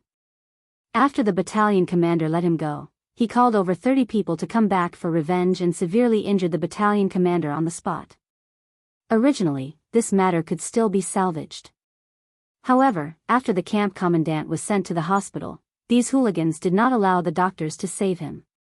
As a result, the treatment was delayed and the camp commandant died from excessive blood loss. This incident even alarmed the central government at that time. The Chengdu military district was transferred to the Yuezhou military district, and then to the troops stationed in the port. Finally, an investigation team was set up to clean up Chu County from beginning to end. Chunhwa did not know Chen-shi's identity, but even if he knew, he would not care. He only knew one thing, and that was that Siping was his territory. No matter how powerful these outsiders were outside, as long as they were in his territory, even a dragon would have to submit to him. This was because he had the final say in this place. Chunhwa carried the machete and swaggered in front of Chen-shi. He first sized up Chen-shi from head to toe, then raised his nose and said to Chen-shi with a playful smile, "Where's your wife? Call her out and have a few drinks with us, and I can pretend that this never happened. How about it? I'm letting you off easy."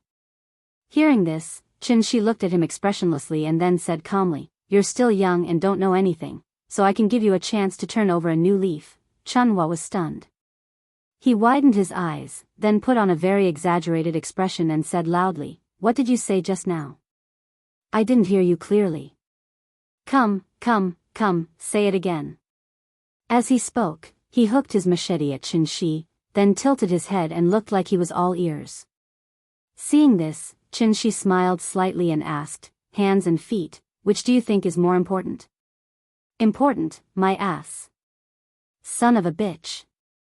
Being ignored like this, Chunhwa was like a cat whose tail was stepped on.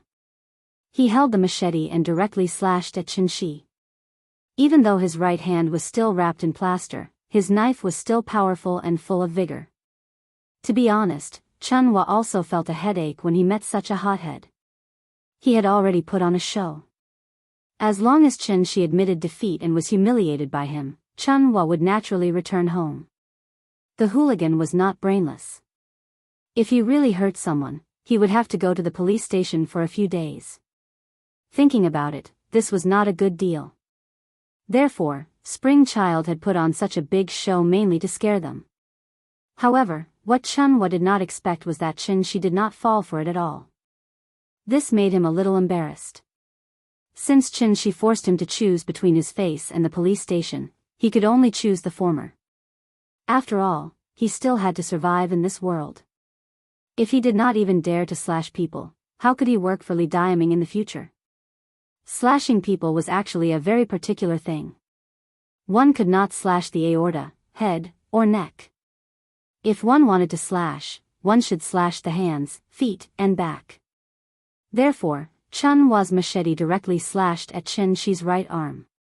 The scene of blood splattering everywhere did not appear because after the machete slashed at Shi's arm, it did not even cut his clothes.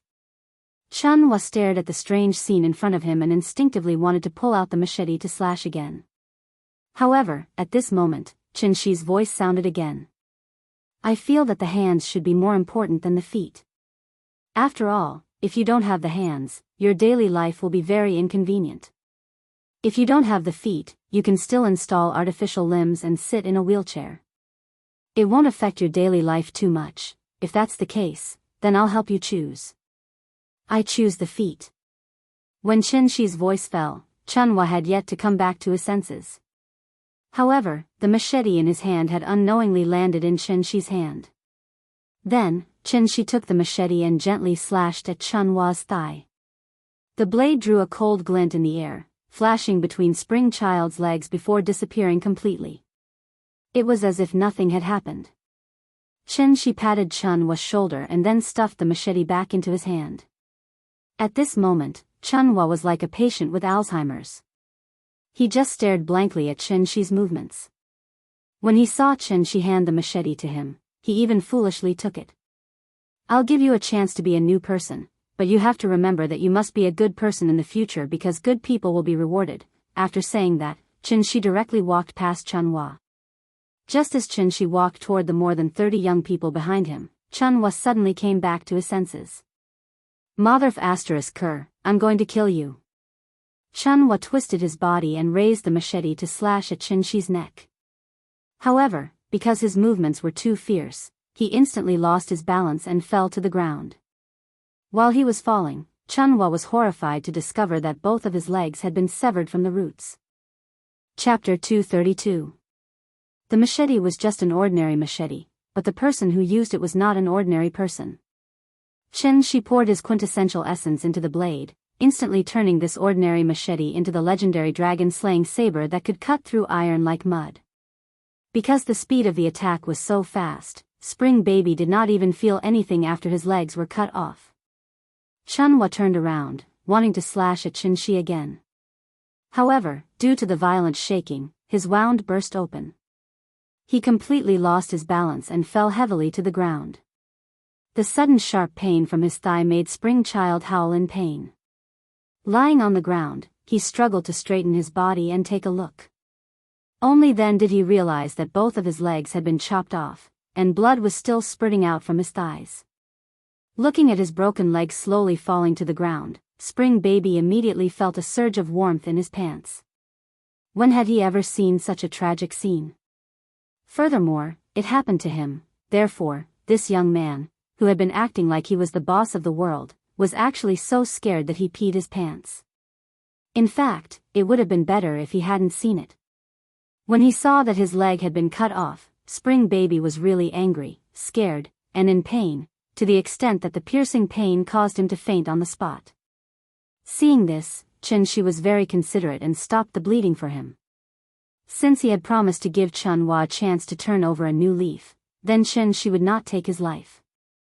As for the broken leg, because the cut was complete, as long as it was treated in time, there was still a possibility of reattaching it. After all, Hua Xia's limb replantation technique had always been world-class. However, even if it was connected, Spring Baby would not be able to jump around as lively as she was now. From the moment Spring Baby swung his knife at Shi to the moment Shi seized the knife and cut off Spring Baby's legs, everything happened in the blink of an eye. Spring Child spat out a mouthful of blood and fell to the ground. However, the group of youngsters he brought with him was frightened. A few of the more timid ones were so scared that they sat on the ground. After all, the local ruffians were not professional soldiers. Although they were usually noisy, when they really saw this kind of bloody scene, not many of them could keep their calm. Especially now that they were neither drunk nor intoxicated, they still had at least some rationality, so they felt incomparably scared. How was this a human? He was completely a god of death that appeared out of nowhere. He did not even say a few harsh words and directly cut off Spring Baby's legs. It had nothing to do with them in the first place. They were just friends. Could it be that they really had to take revenge for Spring Baby? What if the other party was blinded by rage and killed them? Therefore, at this moment, they ran as fast as they could. Therefore, a very funny scene suddenly appeared in the vast field. She slowly walked along the small road in the countryside. The 30 or so people holding the weapons were scared to the point of retreating. It was not until one of the ruffians who was scared out of his wits threw away the stick in his hand that the group of people felt as if they had been splashed with a bucket of cold water.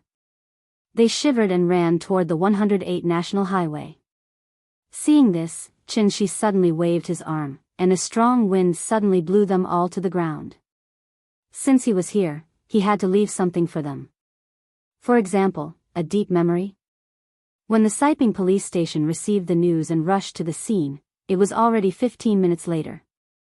The leader was the deputy director of the Siping police station, who was also Spring Baby's second uncle. Everything was going according to plan. Spring Baby first severely injured the person, then left 2 of his brothers to take the blame and let them arrest him. This way, he could give an explanation to the people and also let him get credit for nothing. The plan was perfect. However, when they arrived at Tong Family Ditch, they were completely stunned by the scene in front of them. More than 30 people were lying on the edge of the field and crying. The way he cried for his father and mother was truly heart-wrenching and tearful. On the mud path next to them, a man was sitting on a small bench and starting a fire to roast something. Spring Baby's second uncle was indeed an experienced man. When he saw that the situation was not right, he immediately took out the gun at his waist. The Siping police station only had 2 pistols, one for the director and the deputy director. They could only wear them when they were on duty. This thing was usually just a decoration. No one thought that it would come in handy one day. Spring Baby's second uncle held the pistol and carefully walked toward the young man with 3 policemen. When they were close to the young man, the deputy director suddenly found Spring Baby lying on the ground, and it was unknown whether he was alive or dead. Spring Baby. What happened to you? The deputy director shouted at Spring Baby, but Spring Baby was lying on the ground motionless. After taking a closer look, he realized that Spring Baby's legs had been cut off, and the nearby soil was completely dyed red with blood. This was terrible. The matter was serious. Therefore, he immediately pointed his gun at the young man and shouted, "Hands on your head and squat down. Otherwise, I will shoot." The young man was pointed at by the black muzzle, but he acted as if he did not hear it at all. After slowly flipping the potatoes in the fire with a branch, he turned his head and looked at the mountain behind the deputy director. Then, he smiled thoughtfully and said, "Don't worry, there is still 1 minute." The deputy director was old, and it was the first time he had encountered such a situation, so he could not help but feel a little nervous. After signaling the policeman beside him to go forward and take the young man down, he held the pistol and pointed it at the young man motionlessly, afraid that he would attack the police. One person taking down more than 30 people, it was scary just thinking about it.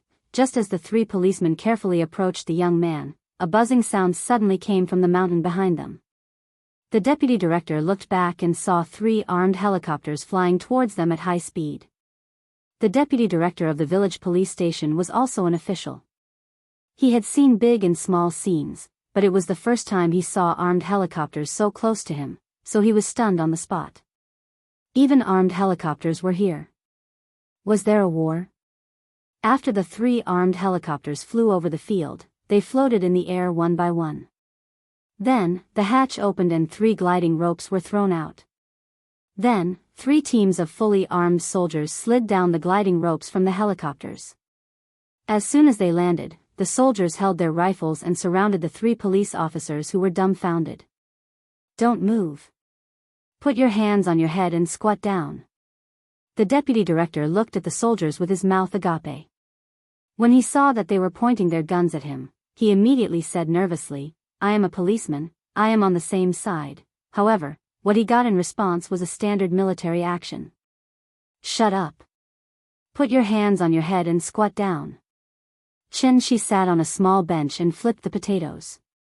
After seeing this scene, he could not help but praise. The people from the local police station had just arrived, and the people from Rain City's military division had already arrived. It had to be said that Hua Xia's military was really efficient. The straight-line distance between Rain City and Xing County was more than 80 kilometers. How long had it been since Rain City's military division received the news and sent a team over? It was indeed worthy of praise. After the 3 teams of soldiers descended from the sky and took control of the situation, one of the soldiers strode in front of Chen Shi. After saluting Chen Shi, the soldier said loudly, reporting to the chief, "The enemy is under our control, please give your orders." The deputy director hugged his head and squatted on the ground. The moment he heard this, he almost vomited blood. Chapter 233. The old house was very lively now. There were 7 adults and 2 children. Li Taidan and Xue Shuzhen were guests after all, so Aunt Zhang had been warmly telling them to eat more.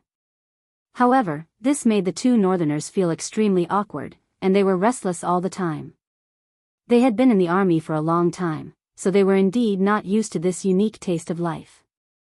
Therefore, after a quick dinner, the 2 of them ran to the courtyard as if they were escaping. Then, each of them guarded one side, standing there like javelins. The little girl held a spoon and glanced at their backs. Then, she asked in confusion, "Daddy, Uncle's stomach is so big. Why does he eat less than me?" These childish words immediately amused everyone present and made them burst out laughing. The guards had their responsibilities. Iron Ball Li and Xue Shuzhen had a mission. They didn't come here for a vacation, so they didn't need Chen Shi's instructions. They took the initiative to fulfill their responsibilities. Guarding was also one of the missions. There were 4 rooms in the old house, and they were just right to be occupied when the 2 of them arrived. When they were sleeping at night, Aunt Zhang was worried that the 2 men would feel uncomfortable squeezing into a 1.5-meter wide bed, so she wanted to change rooms with them. However, the 2 of them righteously refused. Although the bed was only 1.5-meter wide, it was very comfortable with Aunt Zhang's mattress. Lying on it was even more comfortable than lying on their bed in the military camp. Moreover, the 2 of them would not rest at the same time. This was because they had already divided the night duty.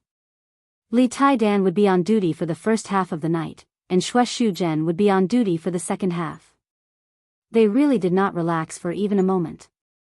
As for whether Chen Shi needed protection or not, that was not a question they needed to consider. The next morning, Aunt Zhang discussed with Chen Shi that it was time to return to Chengdu.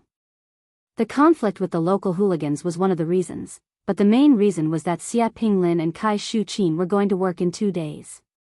After all, the spring festival had already passed, and the couple's work was considered to have started relatively late.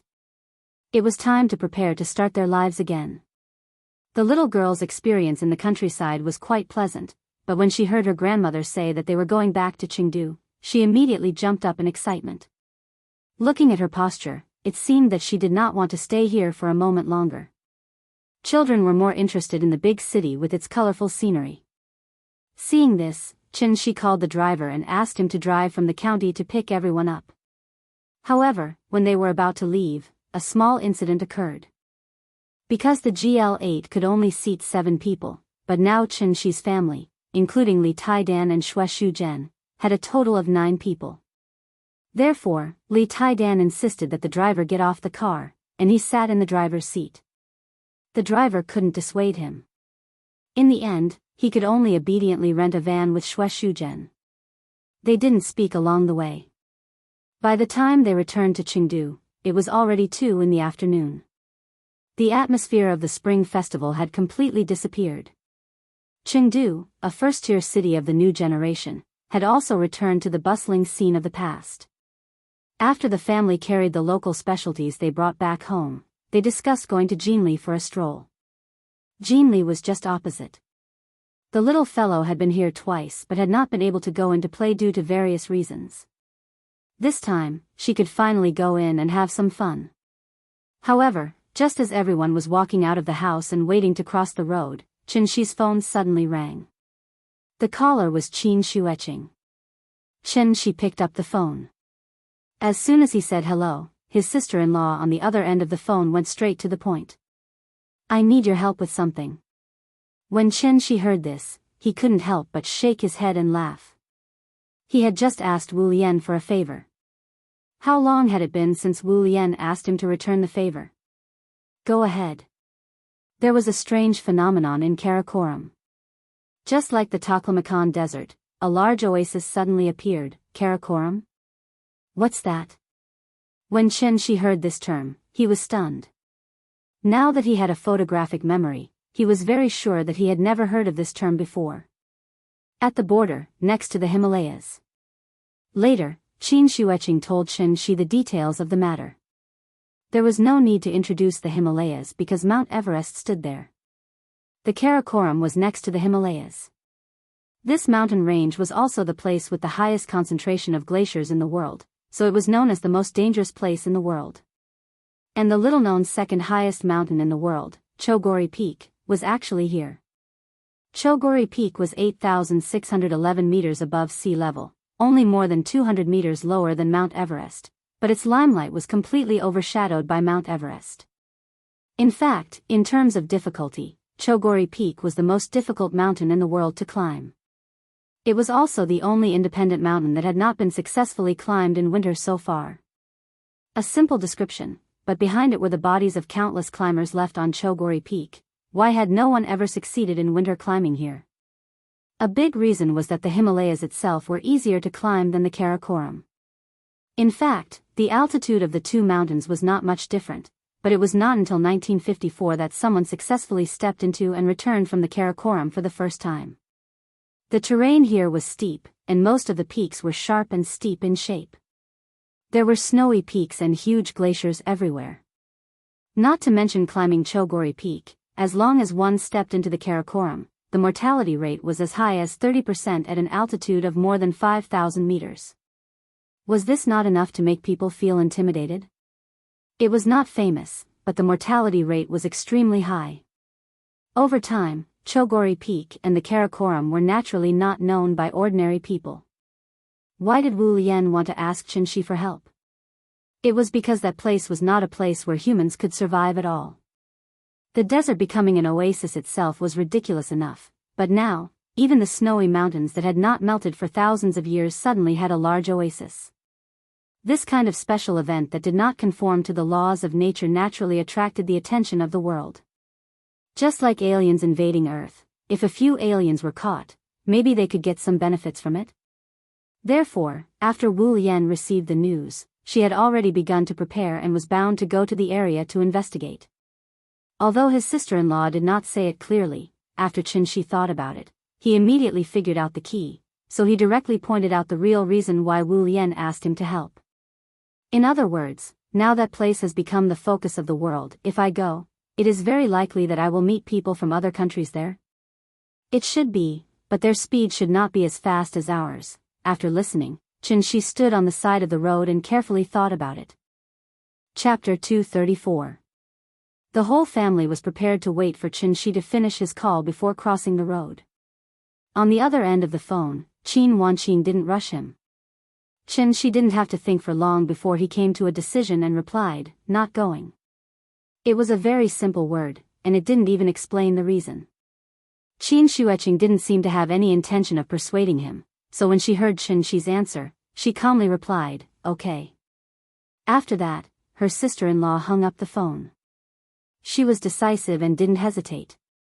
This was her usual style. Today was Tuesday. Although Jinli wasn't as full as it was during the spring festival, it was still bustling with people.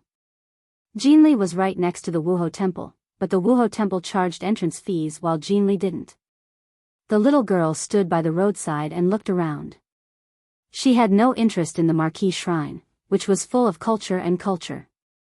Thus, the whole family walked into the brocade with smiles on their faces as she called out to them. In fact, Jinli wasn't a building from ancient times. It was a group of buildings built in the later period. The style leaned towards the end of the Ming dynasty and the beginning of the Qing dynasty. It was mainly for business and was only 550 meters long. After staying in Hohai for a long time, the little fellow seemed to have developed a certain immunity to this kind of old building. Thus, after walking around for a while, she pouted. She wasn't interested in the tea houses or shops at all. It wasn't until she saw a candy stand that the little fellow's big round eyes finally lit up. Candy blowing and candy drawing originated from the same source. Nowadays, people were particular about hygiene. They would take a few bites of candy drawings, but candy figurines were basically just for fun.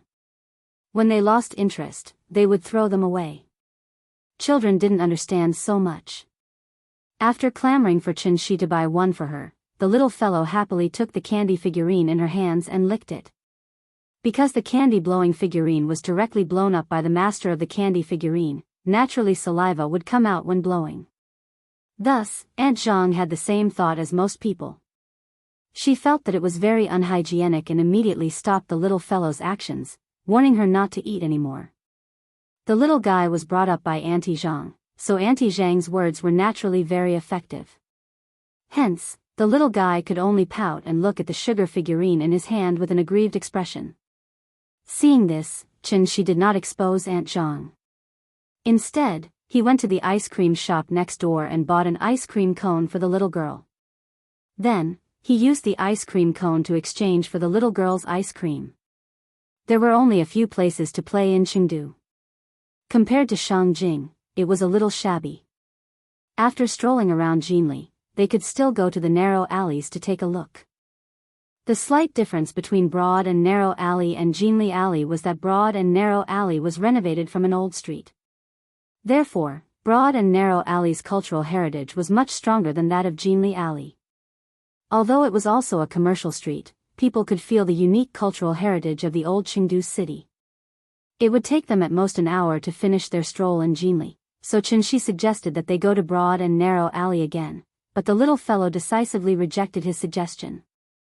This kind of aimless wandering really didn't appeal to the child, so she clamored to go home and watch TV. After all, Aunt Zhang was old. After strolling around Jinli, she was obviously a little tired. If they went to Broad and Narrow Alley again, the old woman would probably have to wait outside. Therefore, Qin had to agree to the little fellow's request to go home and watch TV. Just as the family was about to go home, Qin Ruoying's phone suddenly rang. The couple's social circle was extremely narrow, so the moment her phone rang, Qin could not help but turn his head to look at Qin Ruoying. Hello? Second aunt? Ying, what have you been doing recently? Visiting Aunt Zhang in Chengdu. Oh, how is it? Is Chengdu fun? It's okay. Qin Ruoying looked at Qin thoughtfully while talking on the phone. Seeing this, Qin could not help but shake his head. The caller was Wang Chuanju. Seeing that her sister-in-law did not manage to persuade her cheap brother-in-law, Wang Chuanju suddenly could not sit still. Sure enough, after chatting with Qin Ruoying for a while, Wang Chuanju asked tentatively, "You two don't have any plans recently, right? I want to ask Qin for a favor. Do you think it's okay?" Hearing this, Qin Ruoying smiled and said directly, "Second aunt, I can't make this decision. You can ask him directly." Oh, okay. Qin Ruoying's answer was obviously a little out of Wang Chuanju's expectations, so she could only laugh twice awkwardly. After all, she was not that familiar with Qin, so she thought of asking Qin Ruoying to ask Qin for help. She did not expect Qin Ruoying to directly kick the ball back to her. From this, it could be seen that Wang Chuanju still knew too little about this niece. Falling flowers have no words, people are as indifferent as chrysanthemums. The beauty of a book is readable. What was the most important thing for a husband and wife to get along? It was mutual respect. Qin Ruoying handed the phone to Qin Shi. After Qin Shi took the phone, he couldn't help but reach out and hold Qin Ruoying's hand. The couple looked at each other tacitly. Qin Shi smiled and said to the phone, "Hello? Second aunt?" "Hey, Qin Shi, it's like this, there's something I need your help with." "Did Yuan Qin call you just now?" "Yes, she told me briefly just now." "Are you referring to the matter of Karakoram?" Yes. Did Yuan Qin not tell you clearly?" "We don't have enough people here, so I want to ask you to help lead a team to see the specific situation there. Do you think it's okay?" "Yes, of course. Didn't I promise you that I would make a guest appearance on your show? Send me the time and place, I promise to be there on time." Qin Shi's words were said very quickly. It seemed that he did not even need to think about it and directly agreed. After hearing his words, Wang Chuanju on the other end of the phone went silent. She now understood that Qin Shi was waiting for her here. After the Chuanhua incident, why did Wu Lian have such a big reaction? It was because Wang Chuanju wanted to completely pull Qin Shi into the Wu Lian through the exchange of favors. After all, favors were not easy to repay. But she obviously underestimated Qin Shi's determination to distance himself from Wu Lian. Qin Shi always remembered the promise he made to Wang Chuanju. He could help, but only once. The reason why he decisively said no to his sister-in-law was because he knew that Wang Chuanju would definitely not be able to resist calling him personally to ask for help. Since that was the case, then he would use his previous promise here. Life was life, work was work. Although Qin Shi admired Wang Chuanju's spirit of serving the country wholeheartedly, if he also became like this, it would obviously go against his original intention. After all, compared to his career, Qin Shi loved his family more. If he had that much time, he might as well accompany the little one to watch cartoons. Wang Chuanju was silent for a long time. After Qin Shi said hello, her slightly disappointed voice came from the other end of the phone. Then I'll really trouble you this time. You know the latitude and longitude, right? I'll send the coordinates to your phone later. When can we leave?" Chapter 235. The earth would not stop spinning without anyone. The reason why Wang Chuanju wanted to ask Qin Shi for help was only because Qin Shi once captured a celestial being alive. Sun Wen was now tortured by heart-devouring ants all day long, and the amazing destructive power he displayed during his madness also gave Wu Lian the most intuitive evaluation of Qin Shi's combat power. The West also had existences similar to warriors or necromancers, but they did not have so many complicated divisions. In the West, the strength of the strong was generally expressed in letters, from F to A, and a separate S-class. The so-called S-class was actually equivalent to Hua Xia's celestial being realm. S-class was already powerful enough, but there was a special level above S-class, EX-class. EX, extreme, meant the limit. Wu Lian's evaluation of Sun Wen was S+, so Qin Shi, who could capture Sun Wen alive, was naturally the legendary EX class. EX class, the strongest in the celestial being realm, was also the strongest in the entire human race. He was worthy of being the uncrowned king. Qin Shi put on a posture of wanting to completely distance himself from Wu Lian. Wang Chuanju was a smart person, so she naturally would not say anything at this time. After all, compared to a verbal promise, the recognition in the heart was actually more important. Not long after Qin Shi hung up the phone, Li Tietan's phone suddenly rang. When he saw the number on the screen, he gave Xue Shuzhen a look, then walked to the wall. After looking around, he picked up the phone with a serious face. Seeing this, Qin Shi could not help but smile slightly. Looking at this situation, it was estimated that these two northeastern guys would have to go on a long trip with him. It was night. Karakoram Mountains, Rivertail Beach Military Base. Among all the civilian airports in Huaxia, the Rice City Aden Airport had the highest altitude, with an altitude of 4,411 meters. Therefore, it became the highest civilian airport in the world. Rice City's Aden Airport was already very high above sea level, but compared to the airport in the Rivertail Beach Military Base, it still paled in comparison. The Hawaii Beach Military Base was located in the middle of the Karakoram Mountains, 5,418 meters above sea level. It was one of the important bases of the Western Border Defense Army of Huaxia. This place was covered in snow and ice all year round. It was extremely cold, lacked oxygen, had low pressure, and was exposed to strong ultraviolet rays and cosmic rays. The natural environment was extremely bad, and even the Tibetan antelope could not survive.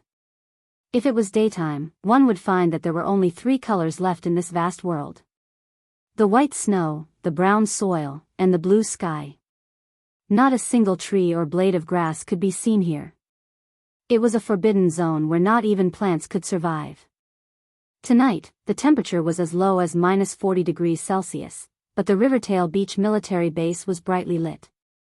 A military tactical transport aircraft tore through the night sky like a giant dragon. It was not afraid of the whistling wind and snow, and it quickly slid down from a distant mountain peak. The transport aircraft landed on the runway of the military base at the Rivertail Beach. Then, 3 people walked out of the cabin. Li Taidan was wrapped in a thick military cotton-padded jacket.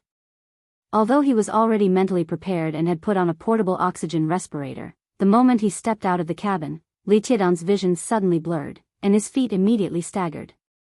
What did it mean to be 5,000 meters above sea level? The atmospheric pressure and oxygen content were less than half of the standard value.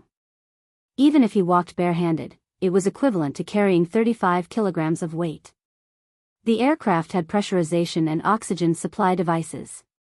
When cruising, the air pressure in the cabin was equivalent to about 2,500 meters above sea level. Therefore, even if he flew at an altitude of 10,000 meters, it would not affect the human body.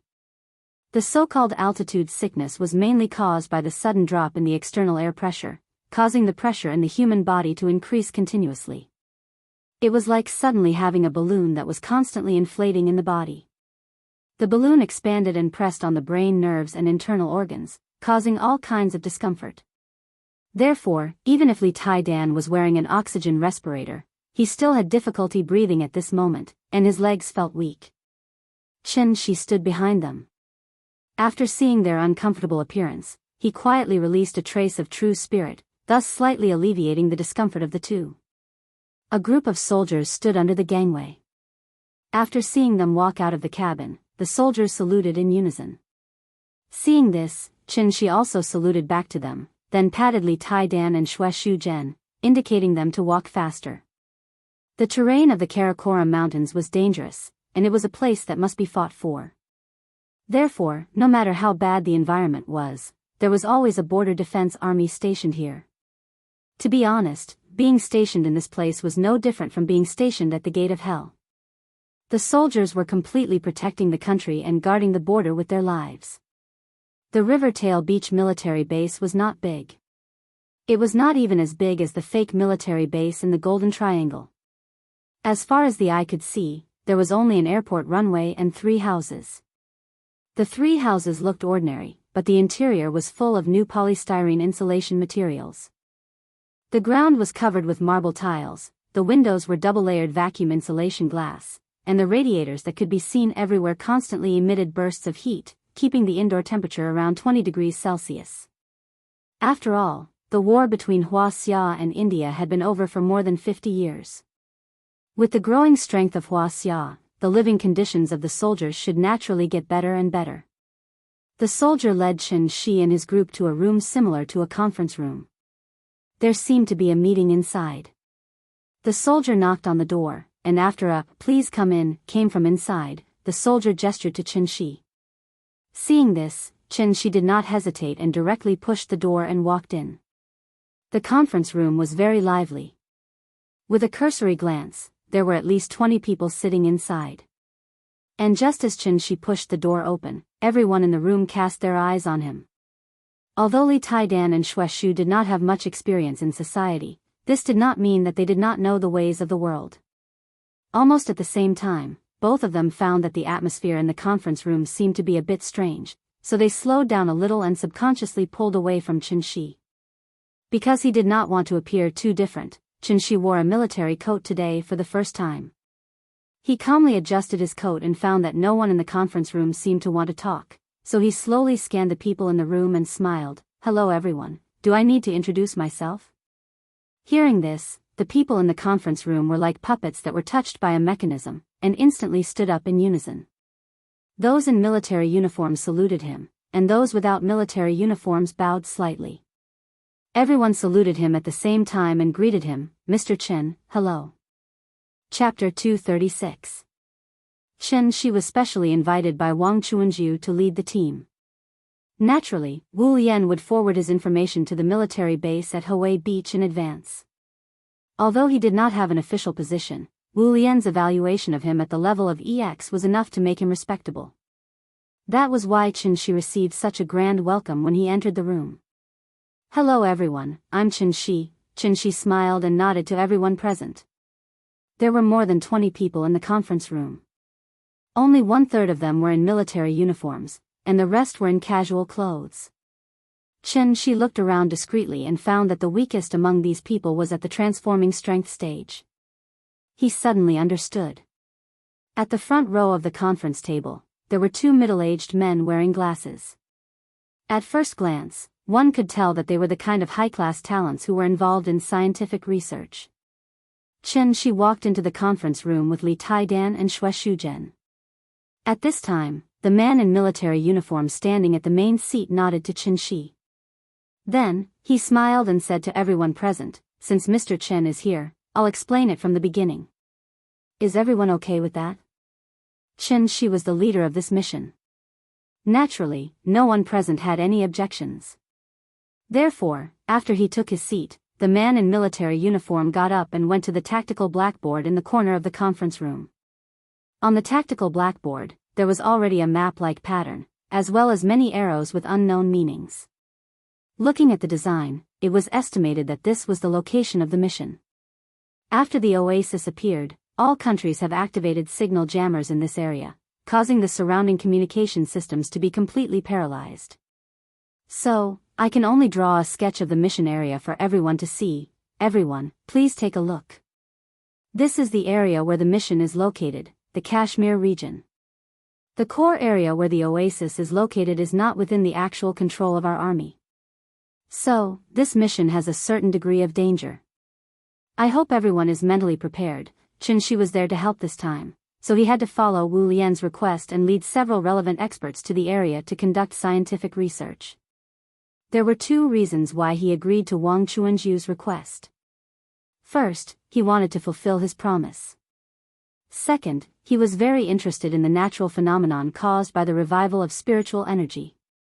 Chen Shi wanted to see how an oasis could appear at -30 degrees Celsius. Could it be that the spiritual qi of heaven and earth had the effect of changing the temperature? The man in military uniform who stood on the rostrum to tell everyone the details of the mission was the head of the Rivertail Beach military camp, Tian Runcheng. Tian Runcheng had been stationed in this area for 7 years, so he knew everything around him like the back of his hand. The so-called Kashmir region was actually somewhat similar to the Golden Triangle. It was the junction of Huaxia, India, and Ba country. The northwestern part of this region was controlled by Ba country, the southern part was controlled by India, and the northeastern part of Aksai Chin was Huaxia's territory. Both India and Pakistan claimed sovereignty over the whole of Kashmir, so there had always been disputes in this area. San was really shameless. In fact, most of Kashmir used to be Huaxia territory. More than 50 years ago, San launched a war against Huaxia. At that time, Huaxia had just been established and had experienced several large-scale battles, including the North Vietnamese War and the Korean War. It was when the national strength was at its weakest, so San took the opportunity to launch an invasion war against Huaxia. Although Huaxia was caught off guard by the Hindustanis in the beginning, after they reacted, they counterattacked and advanced triumphantly, forcing the Hindustanis to retreat. Their advance troops were 212 kilometers deep into the hinterland of India, almost reaching the capital of the Hindustanis, New Delhi. In this battle, 4,885 San people died and 3,968 were captured. Huaxia people died and 697 were injured. So if you traveled to Karakoram now, you would see no less than 10 martyrs' cemeteries along the way. Behind the simple numbers, the soldiers only knew how to die for their country on the battlefield. There was no need to bury their bodies on the battlefield. Although they won, they lost. After this battle, Hua Xia, as the victor, did not pursue San. Instead, they took the initiative to stop the war and returned the prisoners and weapons to San. They also retreated 20 kilometers from the original control line to Aksai Chin behind the Karakoram Mountains. These 20 kilometers were the current northern part of Kashmir. The oasis appeared at the intersection of the three countries' territories, the core area of Kashmir, the Siachen Glacier. The Siachen Glacier was located in the southern part of the Karakoram Mountains, with an average elevation of more than 6,000 meters. Even in summer, it was a world of ice and snow. The temperature was -20 degrees during the day and -50 degrees at night. The environment was extremely bad and not suitable for any creatures to survive. Since ancient times, it had been an uninhabited area. Although the environment was bad, it was a military important place like Shanghai Pass. To the north, one could overlook Hua Xia, and to the west, one could nibble away at Ba country. Therefore, San attached great importance to this place and sent heavy troops to guard it all year round. Once Hua Xia or Ba country relaxed, San would immediately send troops to nibble away. If they could occupy an inch, they would occupy an inch. They were like a wild dog that liked to snatch food everywhere. It was really disgusting. After Hua Xia retreated to the northern part of the Karakoram Mountains, India and Ba country often fought in this area. Therefore, this place became the battlefield with the highest elevation and the worst natural conditions in the world. Tian Runching pointed to the tactical blackboard and introduced all the questions related to the mission. Chen Shi realized that he had taken over a big burden from Wang Chuanju. This was not the first time an oasis had appeared, but it had always appeared within the borders of various countries. For example, Taklamakan was in the hinterland of Hua Xia. Wu Lian could investigate it at any time. But this time was different. Although the Siachen Glacier was controlled by San, it was not recognized by Hua Xia, Ba country, or even other countries in the world. Therefore, this was a territory without sovereignty. Any resources produced in this place naturally had a share. Therefore, Wu Lian planned this operation. However, there was a problem. Although no one recognized that this area belonged to San, San had actual control over this area.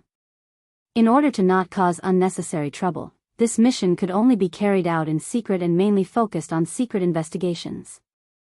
Although Tian Runching did not say it explicitly, the meaning in his words was very clear. This mission could only be carried out in secret. Once they were discovered by San and a fight broke out, the Hawaii Beach military base would not send reinforcements. This was because this was their personal behavior and could not represent Hua Xia. It was precisely because of this that Wu Lian sent out all their elites. Wang Chuanju even used Chen Shi's promise to ask him to come out. In fact, it was just to ensure the success of this mission. Chen Shi sat in his seat and did not speak. After carefully thinking about it, he could not help but frown slightly. This was not the first time an oasis had appeared. Why did Wu Lian attach so much importance to it? What was inside? Chapter 237. The next morning. Chengdu, Wuhou Temple Street. The little fellow was brought into the bathroom by Qin Ruoying in a daze. After washing up, she was like a charged robot. Her big eyes sparkled, and her whole body was full of the kind of vitality that only belonged to children. When she came to the kitchen, Qin Shi pinched her little face and asked with a smile, "Nian Nian, today's breakfast is made by Daddy. Do you like it?" Hearing this, the little thing immediately nodded her head like she was pounding garlic. Although Qin Shi didn't say what she was making, she didn't hide the fact that she wanted to try it. Because, Daddy's work must be the best. These days, Aunt Zhang and Qin Ruoying had been cooking. Although it was delicious, compared with Qin Shi's cooking, it seemed that there was something lacking. The porridge was not ready yet, so the little thing tiptoed beside the cupboard, wrinkling her little nose and sniffing the fragrance from the casserole. The gluttonous child swallowed her saliva and looked at Qin Shi eagerly.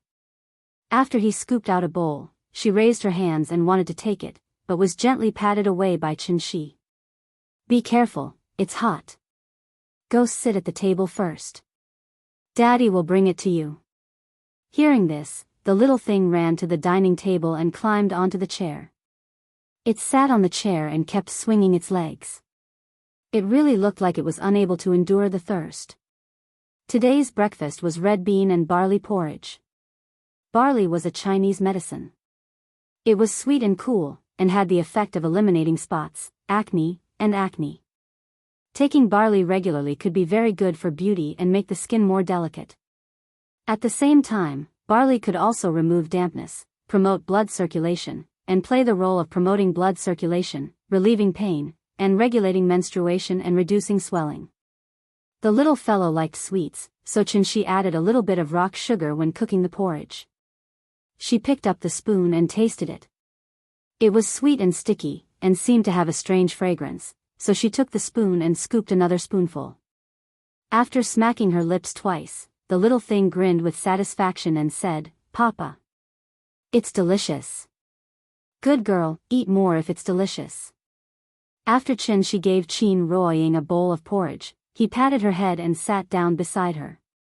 He said in a negotiating tone, "Nian Nian, Dad has something to do today. Let Mom accompany you to Happy Valley later, okay?"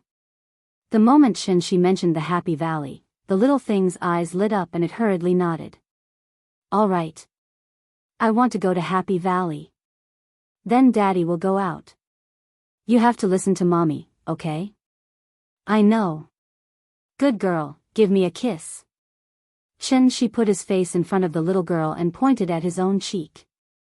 Seeing this, the little fellow cooperated and smacked on Qinshi's face, leaving a shallow mark on his cheek. "Bye, Papa." The little guy sat on the chair, twisting his body and waving his little hand at Qinshi. At this time, Qin Ruoying also smiled at Qinshi and said, "Be careful." "Okay."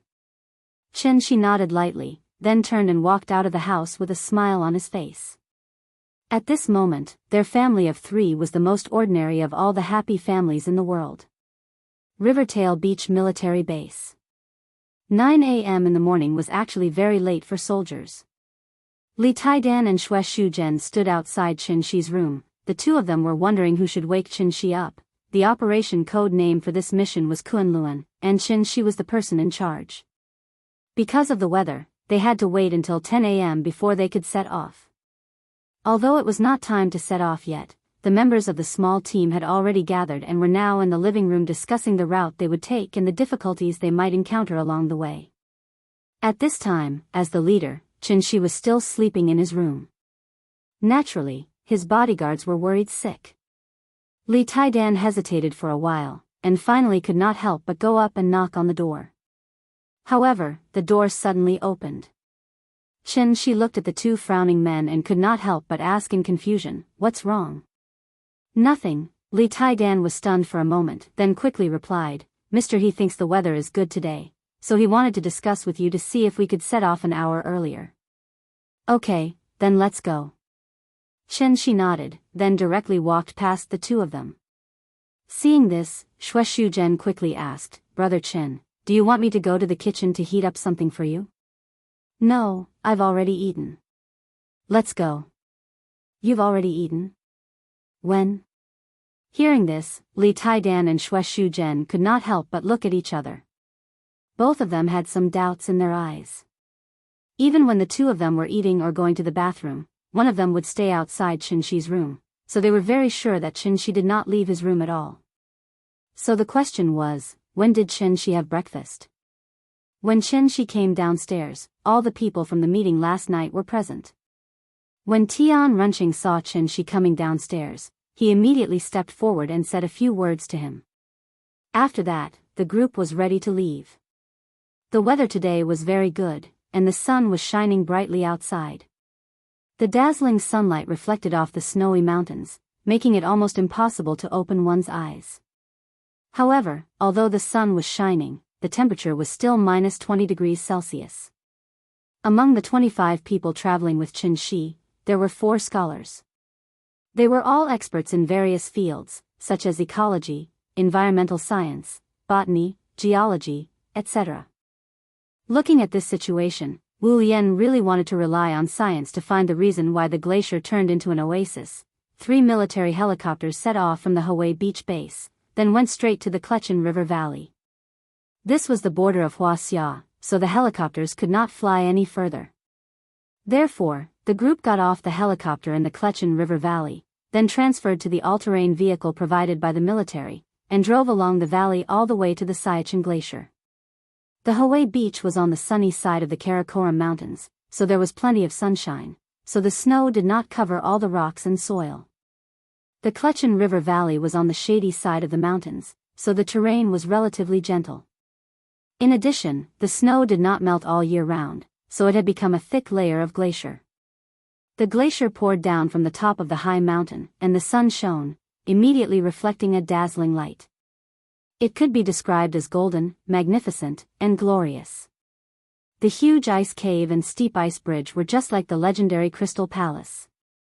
Chen Shi took out his mobile phone, wanting to take a few photos to show to the little girl. However, when he took out his mobile phone, he found that it could not be turned on. The magnetic field in this place was so strong that digital products such as mobile phones and computers were completely turned into bricks. From the valley to the Siachen Glacier, it was actually more than 40 kilometers away. The all-terrain vehicle moved quickly along the ice of the valley. Less than half an hour later, Chen Shi and the group successfully stepped into the Siachen Glacier. Just as they stepped into the Siachen Glacier, the originally clear sky was suddenly covered by a large patch of dark clouds, and the heavens and earth instantly darkened. Chapter 238. The climate of the plateau changed rapidly, and the temperature difference between day and night was huge. All the temperature came from the direct sunlight. Therefore, when the sun was covered by the thick dark clouds, the temperature suddenly dropped a lot. Due to the effect of the atmospheric thermal circulation, the wind during the day would blow from the bottom of the valley to the top of the mountain. However, at night, the wind would blow from the top of the mountain to the valley. This phenomenon was the so-called valley wind. Although it was still morning, because the sun was blocked by the dark clouds, the mountain wind began to blow from the top of the mountain to the bottom of the valley. Chen Shi and the others drove in the Clechin River Valley. The mountain winds suddenly blew, and the snowflakes dancing in the sky suddenly scattered into the valley. The sky was dark, and the heavy snow gradually blurred the vision. The driver was a scout under Tian Runcheng. After seeing the situation, his reaction was very fast. He drove the all-terrain vehicle directly to the rocky slope on the side of the valley. As the saying went, there are not many avalanches on rocky slopes in dense forests, but there are more avalanches on slopes where snow eaves are lee of the wind. Both sides of the Clechin River Valley were full of glaciers and snow. It was very dangerous to stay in the valley when the wind blew, because if you were not careful, you could be buried alive by the snow. The military all-terrain vehicle used tank tracks. It ran along the 70 to 80 degree snow slope as if it was running on flat ground, kicking up a lot of snow as it went straight to the mountainside. When the slope was less than 20 degrees, it was generally impossible for an avalanche to occur. Therefore, when the all-terrain vehicle drove into the valley, it directly rushed toward the open and gentle slope. The Siachen Glacier was the largest of the many glaciers in the vicinity. The snow fell from the top of the Karakoram Mountains to the valley, and finally formed such a large glacier. This place was barren, and there were no animals, so it was also called the end of the world. The Hindustani army had been stationed in the Siachen Glacier for nearly 30 years. In the past 30 years, the number of Hindustani soldiers who died because of non-war reasons had reached as high as 9,000 people. This was the shady side of the mountain, and the conditions were much worse than the beach at the end of the river. The Hindustani soldiers were at such a high altitude, and it was very difficult for them to eat and walk. In addition to physical injuries such as amputation and frostbite, they also had to endure prematurely aging, memory loss, impotence, and other conditions caused by environmental factors. These brought great mental stress to the soldiers. Therefore, the end of the world was not necessarily heaven, but hell. The snowstorm was getting heavier and heavier. Like a summer shower, the violent mountain winds carried countless snowflakes as they whistled from the horizon. A blizzard was coming. Seeing this, the driver had no choice but to stop the car next to a huge rock. The three all-terrain vehicles formed a temporary position in a tripartite formation. The group could only sit in the vehicles and wait for the blizzard to subside. In Chen Shi's car, other than the driver, Tai Danli, and Xue Shuzhen, the rest were all scientific researchers who were national treasures. After the middle-aged man called Professor, he glanced at the situation outside the window. He couldn't help but frown and muttered to himself, "I contacted the weather detection center before we set off. Today should be a sunny day, why is there a sudden snowstorm?" When the scholar next to Professor he heard this, he couldn't help but laugh. Is the weather forecast reliable? These words amused the people in the carriage, and they couldn't help but shake their heads and laugh. In fact, with the current technology, the weather forecast was quite accurate. At least within a few hours, the accuracy rate would be as high as 90%. The people in the room were all environmental and climate experts, so this was more like a joke. Just as they were chatting and relaxing, the driver seemed to hear a rumbling sound. However, the wind outside was too loud, so he wondered if he heard wrong. Therefore, he poked his head forward and continued to observe through the front window. The driver looked for a while, but because his vision was completely blocked by the blizzard, he couldn't see anything clearly. Suddenly, Chen Shi, who was sitting in the passenger seat with his eyes closed, opened his eyes. "Sit in the car, don't move." After Chen Shi said this, he opened the car door. The driver was dumbfounded. The car was heated by an engine, so it was very warm inside. However, the temperature outside was already as low as -50 degrees.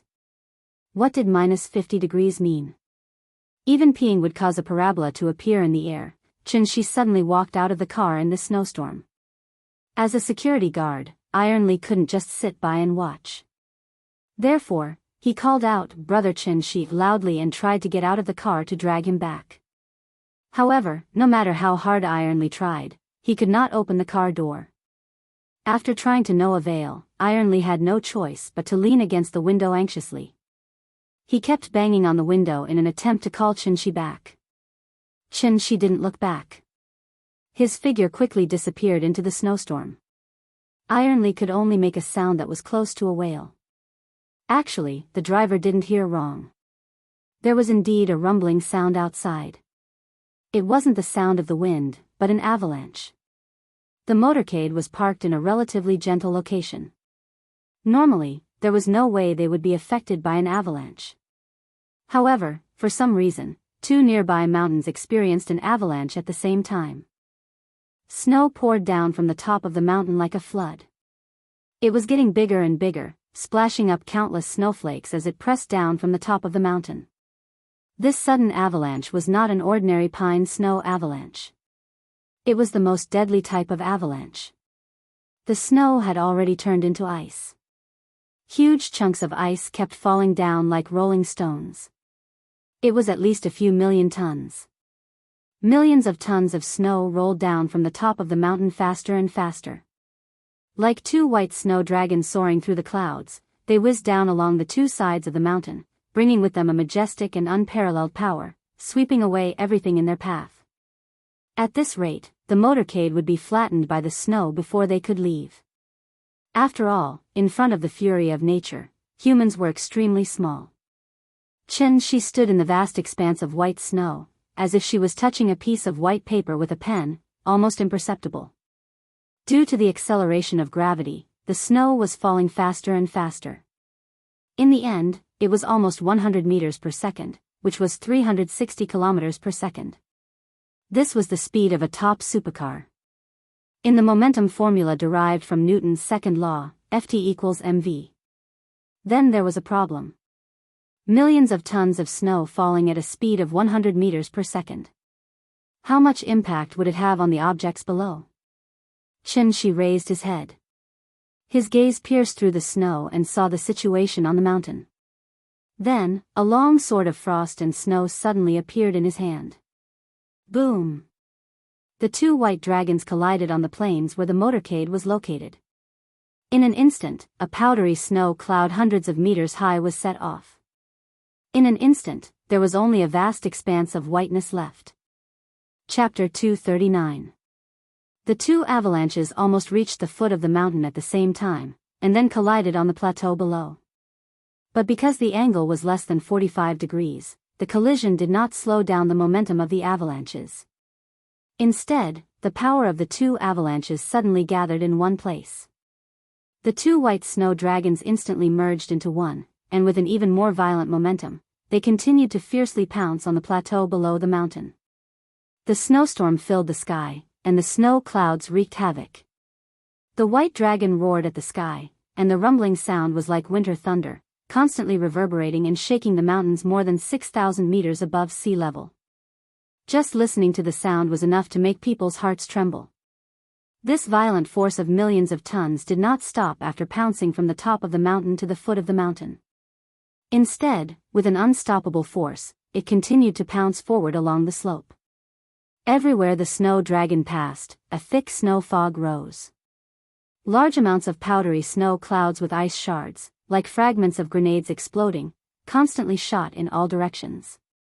If someone was standing nearby, they would probably be shot into a sieve on the spot.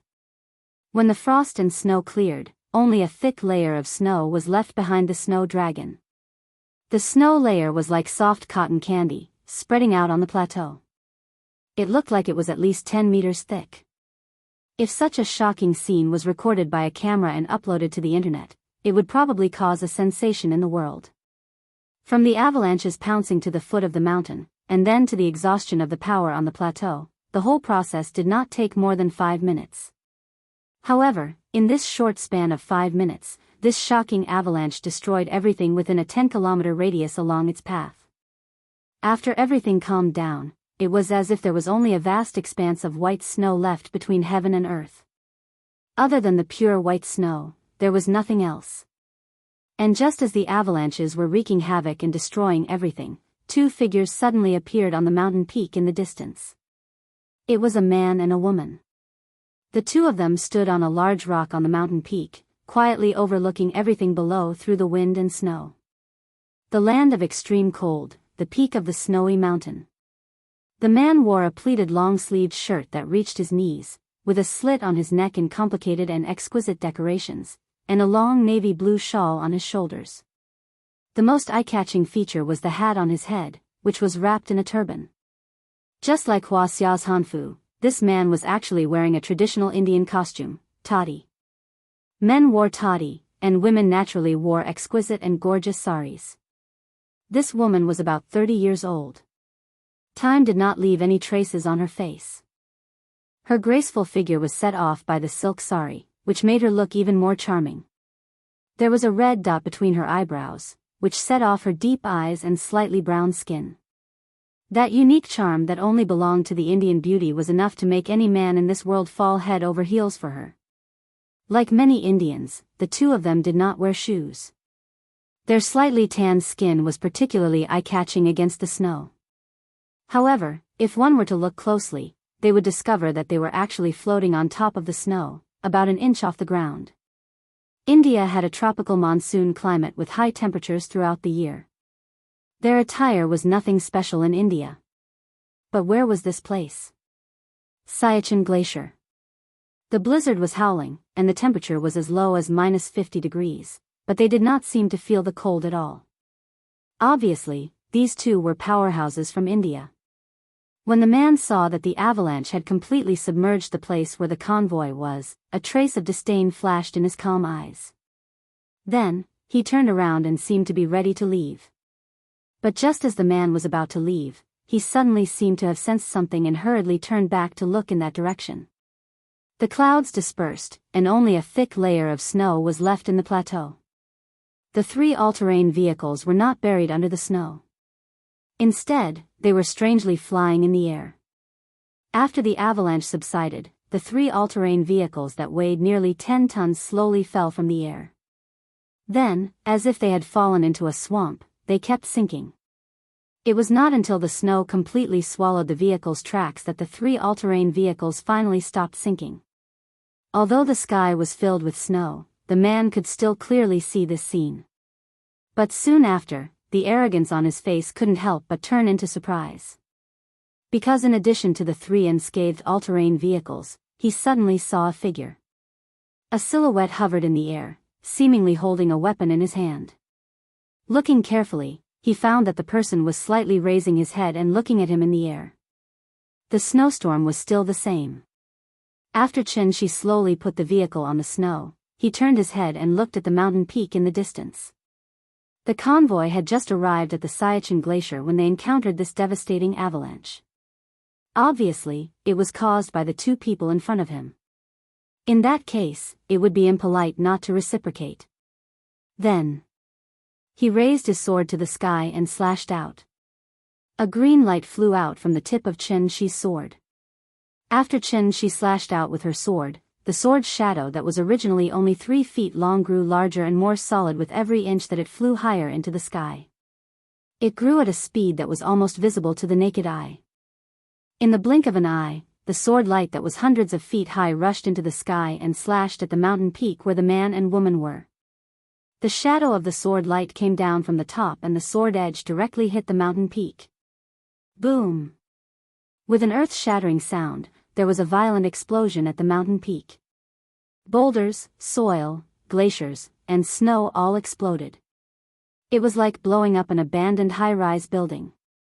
This sword directly split the mountain peak into 2. The flying boulders continued to slide down from the mountain and fell to the ground, making a series of dong-dong-dong sounds. It was as if someone was beating a drum. The drum beats were dense and did not stop. The boulders hit the ground heavily, and the huge impact caused the entire ground to begin to shake. If it was not for the fact that there had been a big avalanche just now, there would probably be an even bigger avalanche now. The mountain wind was biting cold, and the snowstorm was raging. The dust and gravel raised by the explosion were instantly blown away by the wind. Looking into the wind and snow, the sharp mountain peak was actually split in half by Chen-Shi's sword. Half of it had fallen down the mountain, and the other half was still on the verge of collapse. Finally, under the continuous attack of the strong wind, the remaining half of the mountain could no longer hold on. With a series of loud rumbling sounds, this half of the mountain peak collapsed heavily from the mountain peak. Chapter 240. I have a sword. It can split mountains and break peaks like a hot knife through butter. After he swung his sword, a small part of the towering mountain peak was instantly chopped off by Chen-Shi.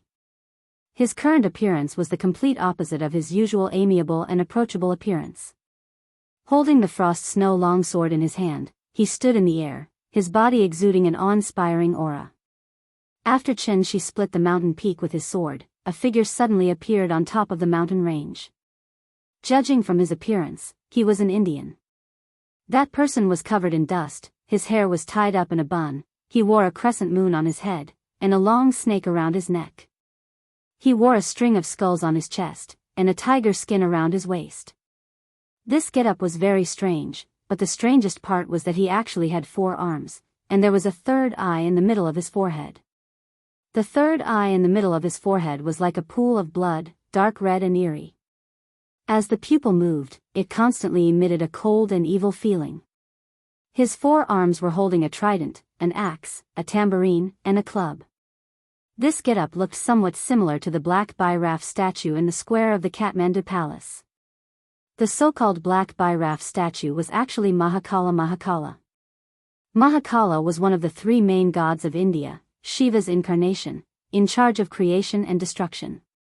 So, this figure that suddenly appeared should be the legendary Shiva. Seeing this, Chen-Shi could not help but laugh coldly. Originally, his understanding of Indian cultivators was completely blank, but after this figure appeared, Chen-Shi instantly found the other party's cultivation core from this figure. Dharma. The great Tao flowed like mercury, and every grain was round. As one of the 4 ancient civilizations, India was not as bad as people thought. On the contrary, many aspects of Hua-Xia civilization were even influenced by Indian culture. Religion was one aspect, but the cultivator behind it was the key. After this figure appeared, it rapidly expanded at a speed visible to the naked eye, and finally reached a height of more than 10 meters. From afar, it was like Buddha had descended, hovering in the sky, quietly looking down at the mountains below. In reality, it was not a physical body, but a phantom. But if one looked closely, they would realize that this phantom was actually similar to a mirage, and somewhat like a three-dimensional projection technology. Pretending to be mysterious. Just as Chen-Shi swung his sword and was about to release another sword gleam, the phantoms suddenly spoke. The Brahmins and the Wu Lian of Huaxia had an agreement, with the Himalayas as the boundary and not invading each other. Are you going to violate this agreement today? The Shiva statue's lips were slightly opened, and its 4 arms were gently waving. It looked like this giant statue was talking. His Mandarin was not very fluent, so it sounded a little awkward. However, his voice was deep and resounding. After he finished speaking, his voice continued to reverberate in the mountains. Agreement? Didn't you want to bury us alive with an avalanche? Isn't it too late to talk to me about an agreement now? At this point, Chen-Shi suddenly pointed the tip of his sword and smiled at the Shiva statue. I don't want to kill more, so I can give you a chance. I suggest you consider it carefully. If you leave now, I can let bygones be bygones, and the so-called agreement is still valid. Chen-Shi was not bloodthirsty. So just like last time when he dealt with Sun Wen, even if the other party attacked first, he chose to give the other party a chance to live. But the person in front of him was fundamentally different from Sun Wen. Because he was a pure-blooded Indian noble, a Brahmin. In a country like India with a strict caste system, how could a Brahmin with a supreme status bow down to Huaxia? Therefore, before Chen-Shi finished speaking, the expression on the face of the statue was as lifelike as a real person, and it suddenly became furious. The statue let out a roar, the third eye on the forehead suddenly glowed red, and a strange Sanskrit voice echoed among the mountains. Then, a ray of light with a destructive aura shot out from his eyes. Like a laser cannon, it hit Chen-Shi in an instant. It was not right to say that it hit. Because a golden barrier suddenly rose in front of Chen-Shi. The golden barrier blocked the red light. At this time, Chen-Shi suddenly released the long sword in his hand. The long sword of frost and snow did not fall, but was suspended in the air. Then, one after another, the long swords of frost and snow continued to condense and take shape behind Chen-Shi. He formed a sword with his fingers and pointed in the air. Thousands of long swords of frost and snow immediately raised their sword tips and pointed at the Shiva statue on the top of the mountain. The third move of the Moonlight Sword technique. 10,000 swords in one. Where your heart goes is where my sword points. The densely packed frost and snow swords converged into a long silver dragon, tearing through the wind and snow.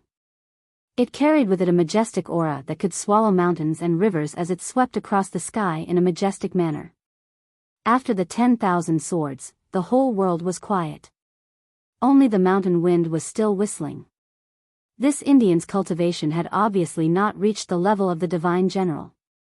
So there was not even an explosion. The frightening Shiva statue was directly torn to pieces by the all swords in one. Why won't you listen to my advice? Chen-Shi sighed softly and turned to leave. But at this time, an earth-shattering roar once again rang out from the summit of the mountains. The roar seemed to be full of endless anger and hatred. The voice was extremely loud, like the roar of the surviving species of the untainted land. Just the sound alone had shaken the surrounding mountains and made rocks fall continuously. The power of the roar was so great. Chen-Shi looked back in surprise, only to see the statue of Shiva appear on the top of the mountain again. But this time, the statue was not the same as before, but a man and a woman. Although it was a man and a woman, in fact, there was only one person. Just like the conjoined people in Zhang Guorong and Lin Qingxia's version of The Legend of the White-Haired Witch, one side was a man, and the other side was a woman. However, it was slightly different from the movie. In the movie, the two actors were simply connected back to back. The statue in front of him used the same body, and the man and woman were connected from neck to neck. The man's side was the same as before, but the woman's side had 2 more hands, one holding a mirror, the other holding a water bottle. A 2-headed, 6-armed, 4-legged monster appeared in front of Chen-Shi. Shiva had many kinds of dharma appearances. The statue just now was the angry one, and this statue was the extremely rare main half of a woman, which was half of a man and half of a woman. Seeing this, even Qin Shi, who was used to seeing storms, could not help but frown and complain. Chapter 241. Brahma, book creator, Shiva, Mahasvara, and Vishnu, Mayasvara, were known as the three main gods of India. Brahma's position was similar to Pangu, Vishnu was similar to Fushi, and Shiva was similar to Nuwa. Different from Nuwa's compassion, Shiva had one more hobby than Nuwa when he was creating things, and that was destruction. Shiva represented creation and destruction, which was why he was worshipped by the Indians as the main god with the strongest combat power. The huge statue that appeared in front of Qin Shi was obviously not the real Shiva in the legends. It was just an impostor. It was not right to call it an impostor, because this was the cultivation method of the Indians, Dharma. Hua Xia's Buddhism came from India, so the cultivation method of Buddhism was also Dharma. However, Qin Shi had only interacted with necromancers and martial artists, so he did not know that Buddhist cultivators had such things as well. The so-called Dharma referred to the appearance of the various Dharma, which was also the external manifestation of mana. The manifestation of Dharma was not used to scare people, but it contained the application of spells. Just like necromancers who would chant spells before making a move, the Brahmin cultivators would reveal Dharma before making a move. The existence of Dharma was similar to a shikigami. It was a manifestation of the spiritual energy of heaven and earth after it was refined into vital essence. It could not be separated from the cultivator, and the cultivator could use it to attack.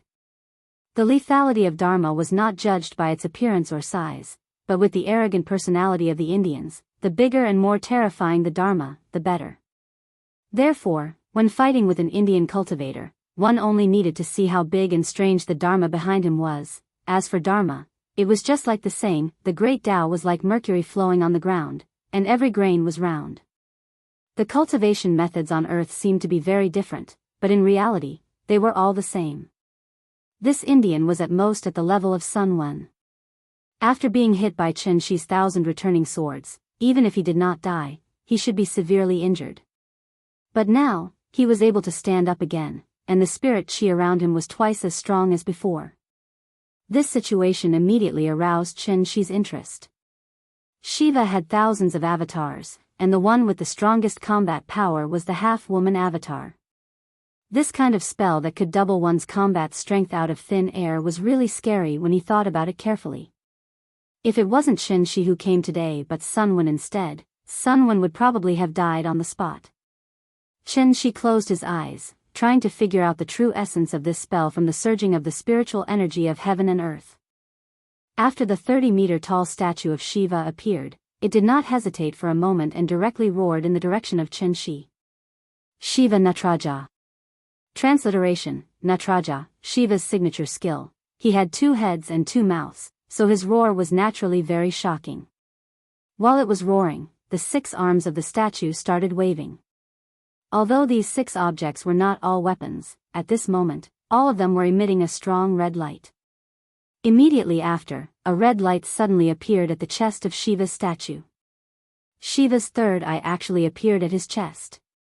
Then, a red pillar of light suddenly shot out from the third eye, heading straight for Qin Shi. Qin Shi had not spent so much effort to figure out something in a long time. In this world, there was nothing that he needed to figure out for a long time. Thus, at the same time that Shiva roared, Qin Shi suddenly opened his eyes and shouted, "Found it!" As his voice fell, the phantom of a giant sword appeared behind him out of thin air. That sword phantom was thousands of feet tall, like a pillar that supported the sky. Its shape was simple, and the sword body was covered in dark diamond-shaped patterns.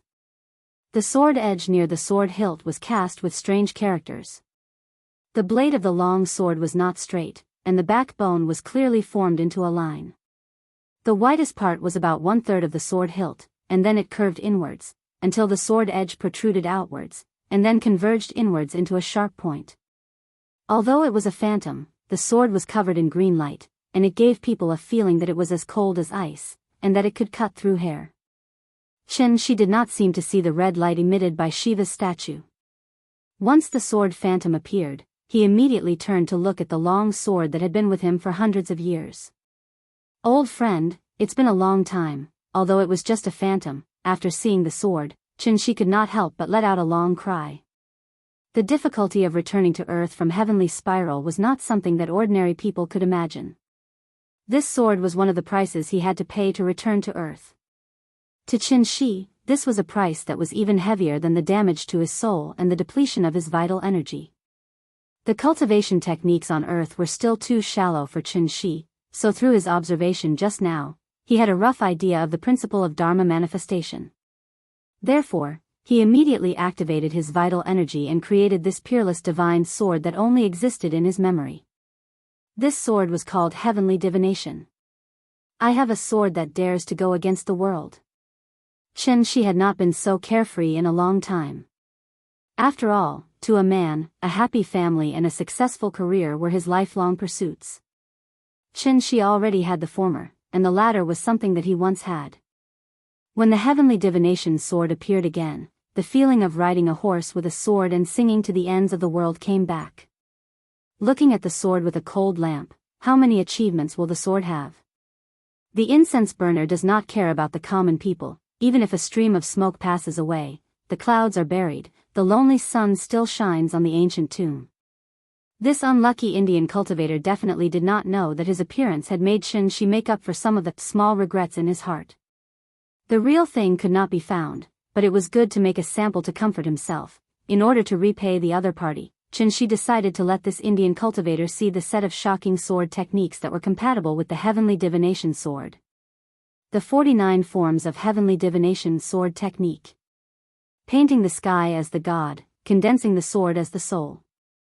There is nothing in all directions, this is called the human sword. The human sword of the three famous swords. The red light of destruction emitted by the statue of Shiva was very dazzling, but in front of the green light emitted by the long sword, it still accidentally fulfilled that sentence: how can the light of a firefly compete with the brilliance of the sun and the moon? Just the green light emitted by the thousands of feet long divine sword completely blocked the red light. Qin formed a sword with his fingers and suddenly pointed at the statue of Shiva on the mountain peak. Then, the divine sword suddenly shrank to the size of a normal sword. Then, the tip of the sword suddenly turned and flew toward the statue of Shiva. The sword was 3 feet long. A green rainbow pierced the sky. The divine sword cut through the sky like a green lightning. Like a needle, it suddenly pierced into the chest of the statue of Shiva that was dozens of meters tall. Then, a strong light bloomed on the mountain peak. At that moment, the wind and snow seemed to stop. The originally dark sky suddenly became as bright as day, as if the dark clouds had suddenly dispersed and the sun had once again shone on the Siachen Glacier. The bright light reflected by the ice and snow was comparable to the summer sun, making it impossible to open one's eyes to look at it. The dazzling light lasted for about a minute, then dissipated. The world darkened once again. The snowstorm continued. It was as if nothing had happened. But if one looked carefully, one would discover that there was actually one less mountain in the distance. It was as if a painter was not satisfied with his painting and wanted to erase it and repaint it.